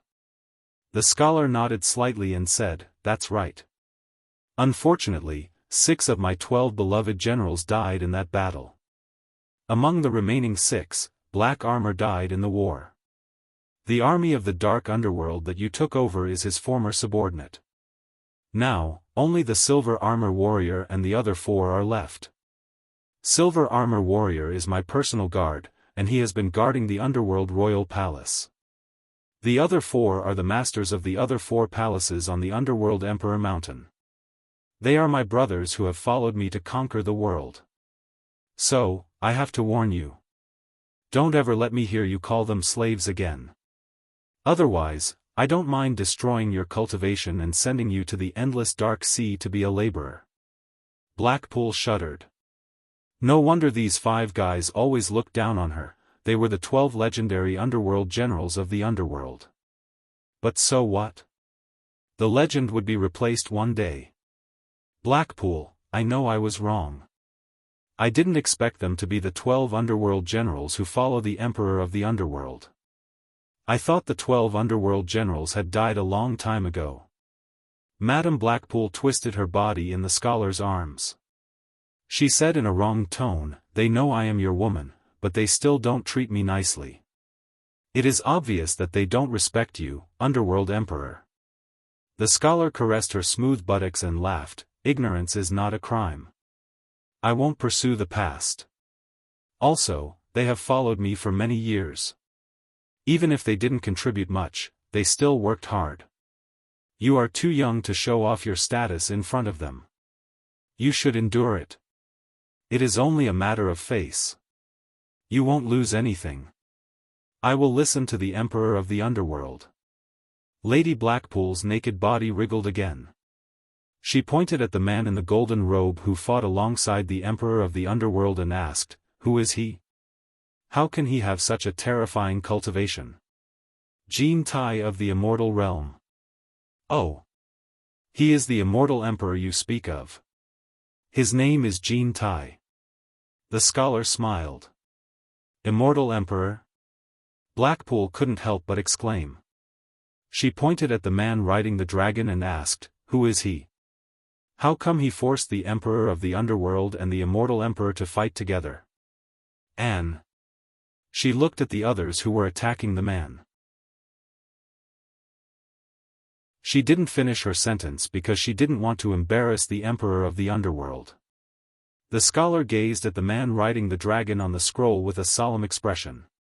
He said slowly, "He came from a place that was sealed by Jean Tai and me. I still don't know how he got out of the place. I don't know his name. I have never heard of him in that place. He called himself the Myriad Swords Demonic Monarch, and his cultivation state is very high. What happened next? Where is that sealed place?" Madame Blackpool asked curiously. "Pa." The scholar slapped her buttocks forcefully with one hand and pinched her chin with the other, saying, "Didn't you say you would serve me? Why do you care so much?" Lady Blackpool was bewildered. Then she undressed the scholar with a flower-like smile. The two of them fell down on the ground. Amorous feelings immediately overflowed in the small building. Madame Blackpool tried her best to flatter the scholar and tried her best to please him. After a while, the two of them hugged each other. Lady Blackpool leaned on the scholar and complained, "You asked me to maintain the order of the underworld, but the gate to the underworld has been damaged. If I don't do anything, how will the people think of me?" "What are you trying to say?" the scholar asked carelessly. "At least, you should take back the ring that was stolen," Lady Blackpool said. The scholar's eyes turned cold. He glanced at her and said, "I heard that you are still longing for the blue sky, the green water, the singing birds, the fragrant flowers, the sun, the moon, and the stars in the human world. It seems like the rumor is true. However, this was also human nature. She was a woman after all. Women like the feasting and bustling life and can't stand the endless darkness of the underworld. Emperor of the underworld, you misunderstood me. I don't know who is framing me." Lady Blackpool wiggled her body and said in a spoiled manner, "If we don't do anything and don't pursue this matter, someone might destroy the gate to the underworld in the future. It seems like you don't understand what I mean." The scholar humphed, "I'm warning you, the cycle of the heavenly Tao has its own destiny. Even Immortal Emperor Jean Tai and I can't get rid of this restriction. If you really want to get rid of this restriction, don't even think about it unless you become a god. Otherwise, you will bring a great disaster to yourself and the underworld." "Become a god?" Lady Blackpool was startled and flattered. "Emperor of the underworld, aren't you the god of the underworld? Who dares to restrict you? If nothing can restrict me, why would I hide in the endless darkness for so many years? There are some things that you won't understand until you reach that level. The scholar stared at the ceiling and sighed. There is something called the cycle of the heavenly Tao. For example, the demon realm. Demon realm? Lady Blackpool propped up her naked upper body and asked, is it the demonic Tao that was rampant in the ancient times? The scholar nodded, yes. You won't understand how arrogant the demon realm was if you haven't experienced it yourself, but I know it clearly. The demon realm almost suppressed the immortal realm and the underworld. But what about the retribution? The demon realm was sealed, and the demon children and grandsons who stayed in the other realms were massacred and paid a heavy price. Is the demon realm the place where you and immortal emperor sealed? Lady Blackpool asked. The scholar didn't say yes or no. He continued, back then, Jean Tai and I didn't realize the cycle of the heavenly Tao. Later, because of the appearance of a pearl in the human world, the immortal realm and the underworld fought in the human world. The souls of countless living beings in the human world were destroyed, and they didn't even have the chance to reincarnate. This was the result of retribution. At that time, Jean Tai and I were blinded by greed and didn't realize this. Lady Blackpool's eyes flashed as she carefully asked, what kind of pearl could tempt you an immortal emperor? The scholar ignored her and continued to murmur as if he was recalling an unforgettable past. No one expected the retribution to come so fast. At this time, that thousand swords demon monarch came out of nowhere and killed people in the immortal realm and the underworld in the name of enforcing justice on behalf of heaven. Without a choice, Jean Tai and I joined forces again to protect ourselves, but we were still no match for him. We were almost trapped by a grand formation he set up. Luckily, we escaped quickly. Luckily, the thousand swords demon monarch was too arrogant and fell into Jean Tai's trap. He was severely wounded and finally fell into our hands. Lady Blackpool was fascinated by the story. She didn't think that there was someone that the Emperor of Hell and Immortal Emperor couldn't defeat. How powerful was this person? However, after the thousand swords demon monarch fell, the pearl suddenly disappeared without a trace. We couldn't find it no matter how hard we tried. It was as if it was just a dramatic farce, like a dream or a dream. After waking up from the dream, Jean Tai and I looked back at the devastated human world and were shocked. We didn't know how many living beings were killed by this farce. At this time, the heavenly Tao warned us. The entire human world was covered in dark clouds. Countless powerful golden thunderbolts struck and chased after Jean Tai and me. Fortunately, the two of us managed to escape and return.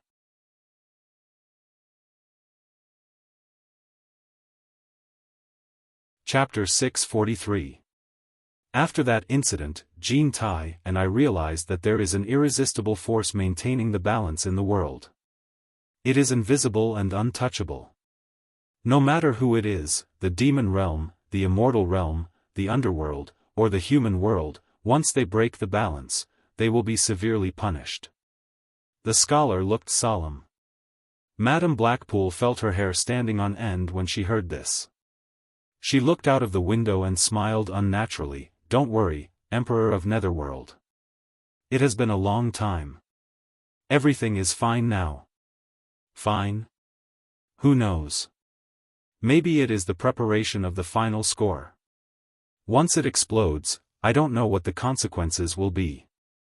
The scholar sighed. The Great War in the human world almost killed all the living beings in the human world. It caused such a terrible consequence. It is not something that can be easily forgotten.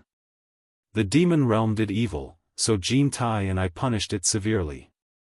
When Jean Tai and I committed evil deeds, the myriad swords demon monarch came to punish us. Fortunately, the two of us managed to escape. Then, the golden thunder fell from the sky, but we dodged it again. Madame Blackpool giggled, isn't it good? It means that Emperor of Netherworld is powerful enough to resist the unknown force.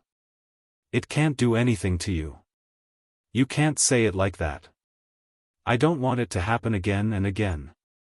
I don't want it to happen again. I hope it will be over. If there is a third time, I am afraid that the punishment will be more severe after such a long time. It won't give us any chance to escape. Maybe both the immortal realm and the underworld realm will pay the unforgivable price for their evil deeds in the human world. The scholar suddenly smiled bitterly. I am a bit curious. If there is a final punishment, who will be the one to administer the punishment on behalf of the heaven? Will there really be a person who will administer the punishment on behalf of the heaven? Madame Blackpool asked weakly. His eyes flickered as he thought about how he had always wanted to replace a certain someone. He faintly suspected that he would be the one to administer punishment on behalf of the heavens. Once this thought appeared, it was like a seed that began to sprout in his mind. No one can be sure. It is just a hunch. The scholar pushed her away and stood up naked. Madame Blackpool quickly got up and helped him put on his clothes. Then, she put on her clothes too. The scholar looked at her and said, I'm telling you this because I want you to understand that you shouldn't think that the mortals in the human world are easy to bully. There is a pair of eyes in the unseen world that can see everything. Since you've already been born in the netherworld, you're a person of the netherworld. Don't think about the prosperity of the world anymore. No one can get everything they want. I can't, Kim can't, and you can't either. After saying this, the scholar walked to the desk, picked up the brush again, dipped it in ink, and continued with the next part of the scroll. Do you really think that I, Blackpool, am a 3-year-old kid? You can fool me with some nonsense. The Madam of Blackpool didn't think so, but she replied, Blackpool will remember the Emperor of the Underworld's teachings. But what about the knocker that was stolen from the Underworld gate? Are we really going to let the gate to the Underworld break and just stand there like that? What else can we do? The scholar continued, the gate of the Netherworld has existed since ancient times. I don't know who built it, but the materials used to forge it are extremely strange. Even I don't know what they are. It's easy to break them, but difficult to merge them. Once they are separated, it will be difficult to merge them again. It's said that one has to use the 3 true fire to forge it. But the people who know how to use the 3 true fire have disappeared. What else can we do? Since it's such a precious item, we can't lose it, said the Madam of Blackpool. Oh. You can tell me what you think, the scholar asked. She waited for a while, but the scholar didn't respond. She stopped writing and turned around, just tell me what you want to say. Please forgive me. The Madam of Blackpool braced herself and said, we can send someone out to find the lost item. Emperor of the Underworld, please don't misunderstand me. I have no intention of disturbing the order of the human world. Think about it. A person who has the ability to break into the gate to the underworld must not be an ordinary mortal. The person who dared to steal the item from the gate to the underworld must have a purpose, otherwise, who would do such a thing? What if someone uses the lost knocker to forge a treasure that will bring harm to the human world? If we ignore it, what is the difference between that and disturbing the order of the human world? The scholar seemed to change his expression. He asked with furrowed brows, can we find it? We can try. If we can't find it, then forget it. Madam of Blackpool bowed and said, if the Emperor of the Underworld agrees, I will send someone out to investigate in secret. Whether we can find it or not, we won't disturb the order of the human world. The scholar paused for a while and turned around to continue writing, saying, just this once. No matter what the result is, there is no second time. If there is a second time, you don't have to serve me anymore. Go to the boundless dark cliff and serve those laborers. This was considered as an agreement. The Madam of Blackpool was delighted. Blackpool obeys your order. I agreed to let you send someone out, but I didn't agree to let you go in person, the scholar said coldly. Madam of Blackpool's joy instantly vanished. She had tried so hard to go to the human world because she had stayed in the dim netherworld for too long. Outsiders couldn't understand how comfortable a beautiful woman like her was living in the human world. A woman's vanity couldn't be satisfied by a high cultivation state. Even if a group of men who looked like pigs were circling around her, looking at her lustfully every day, wishing they could take off her clothes, throw her on the bed, and press her down, those evasive gazes could still satisfy her heart. But in this place, nobody dared to have any improper thoughts about her. They didn't even look at her lustfully, let alone say those vulgar flattering words. Nobody dared to do that because she was the woman of the underworld emperor. But then again, if it weren't for her beauty, the underworld emperor wouldn't have liked her at first sight and given her so many opportunities. Some women were used to those extravagant occasions, so it was hard for them to calm down and live a boring life day after day. One more day would make them restless. Those kinds of occasions were a fatal temptation for them. Even though she had died on such occasions in her previous life, she had finally created a chance to get some fresh air, but it was denied by the scholar's order. Madame Heiqi's heart was filled with irrepressible anger, but she didn't dare to show it. She bowed and said, "As the underworld emperor wishes, Heiqi will leave now." The scholar hummed without turning his head. Heiqi also lost interest in staying. He walked down the small building quietly and turned into a beam of black light as he fled to the door. The brush on the painting stopped and was put aside. The scholar's face showed the imposing manner of a person who had been in a superior position for a long time. This kind of indifferent attitude was like the underworld emperor who had awed the underworld. He called lightly, "Qian Jun." A beam of silver light flashed in from outside the window. A silver-armored man with long hair appeared. He cupped his hands and greeted with an imposing manner, "Underworld Emperor. What has this stupid woman been doing recently?" The underworld emperor clasped his hands behind his back and asked. Qian Jun immediately reported, "Recently, she has been in frequent contact with the people of the immortal world. She has also been commanding the army of dark underworld to suppress the underworld overlords who are ready to make trouble. In addition, she has recruited some handsome male servants. Other than that, she has been meddling in the affairs of the underworld royal palace, including dispatching people from the underworld royal palace to patrol the underworld ways of the 72 worlds. Should we restrict her?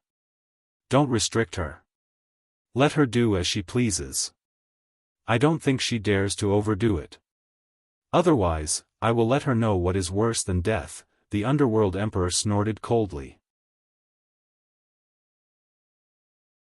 Qian Jun walked to his side and glanced at the painting on the desk, saying with furrowed brows, "Emperor of the underworld, the power of the army of the dark underworld has grown very fast.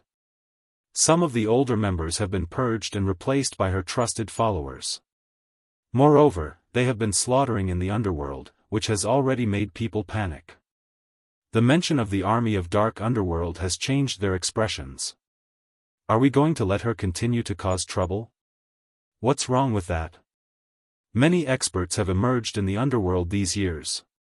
All of them are restless. Let her suppress them and get rid of those troublemakers."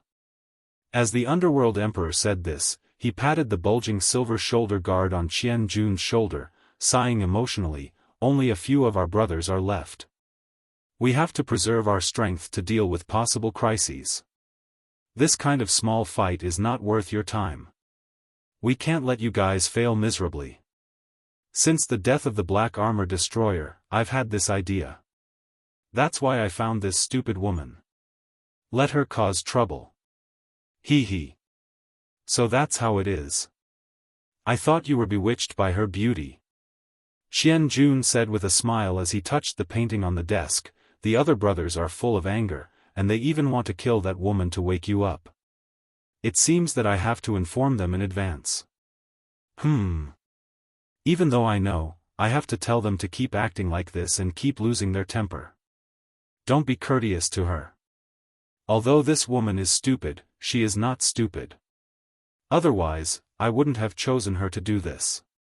Don't let her suspect anything," the underworld emperor said with a smile while looking outside the window. "Life in the underworld is indeed a bit lonely. It's not a bad thing to have such a beautiful woman bewitching me. At least she makes me feel comfortable. Qian Jun, do you think I'm right? Hee hee. Qian Jun laughed heartily. He touched the 12 armored underworld generals on the painting, a hint of nostalgia flashing in his eyes. He took a deep breath and said, Underworld Emperor, do you have any other orders? I'll go find them if there's nothing else. You should have heard what I said to her.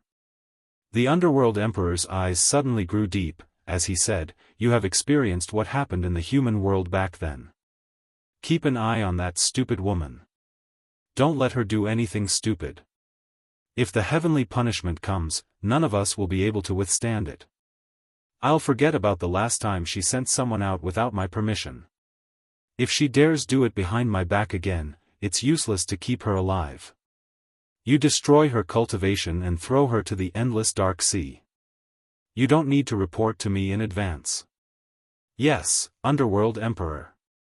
Qian Jun cupped his hands and turned into a silvery light, disappearing outside the window. You're tuning in to the Xiaofan's Wuxia Tales YouTube channel. Don't forget to subscribe and join us on this journey to catch the most captivating stories.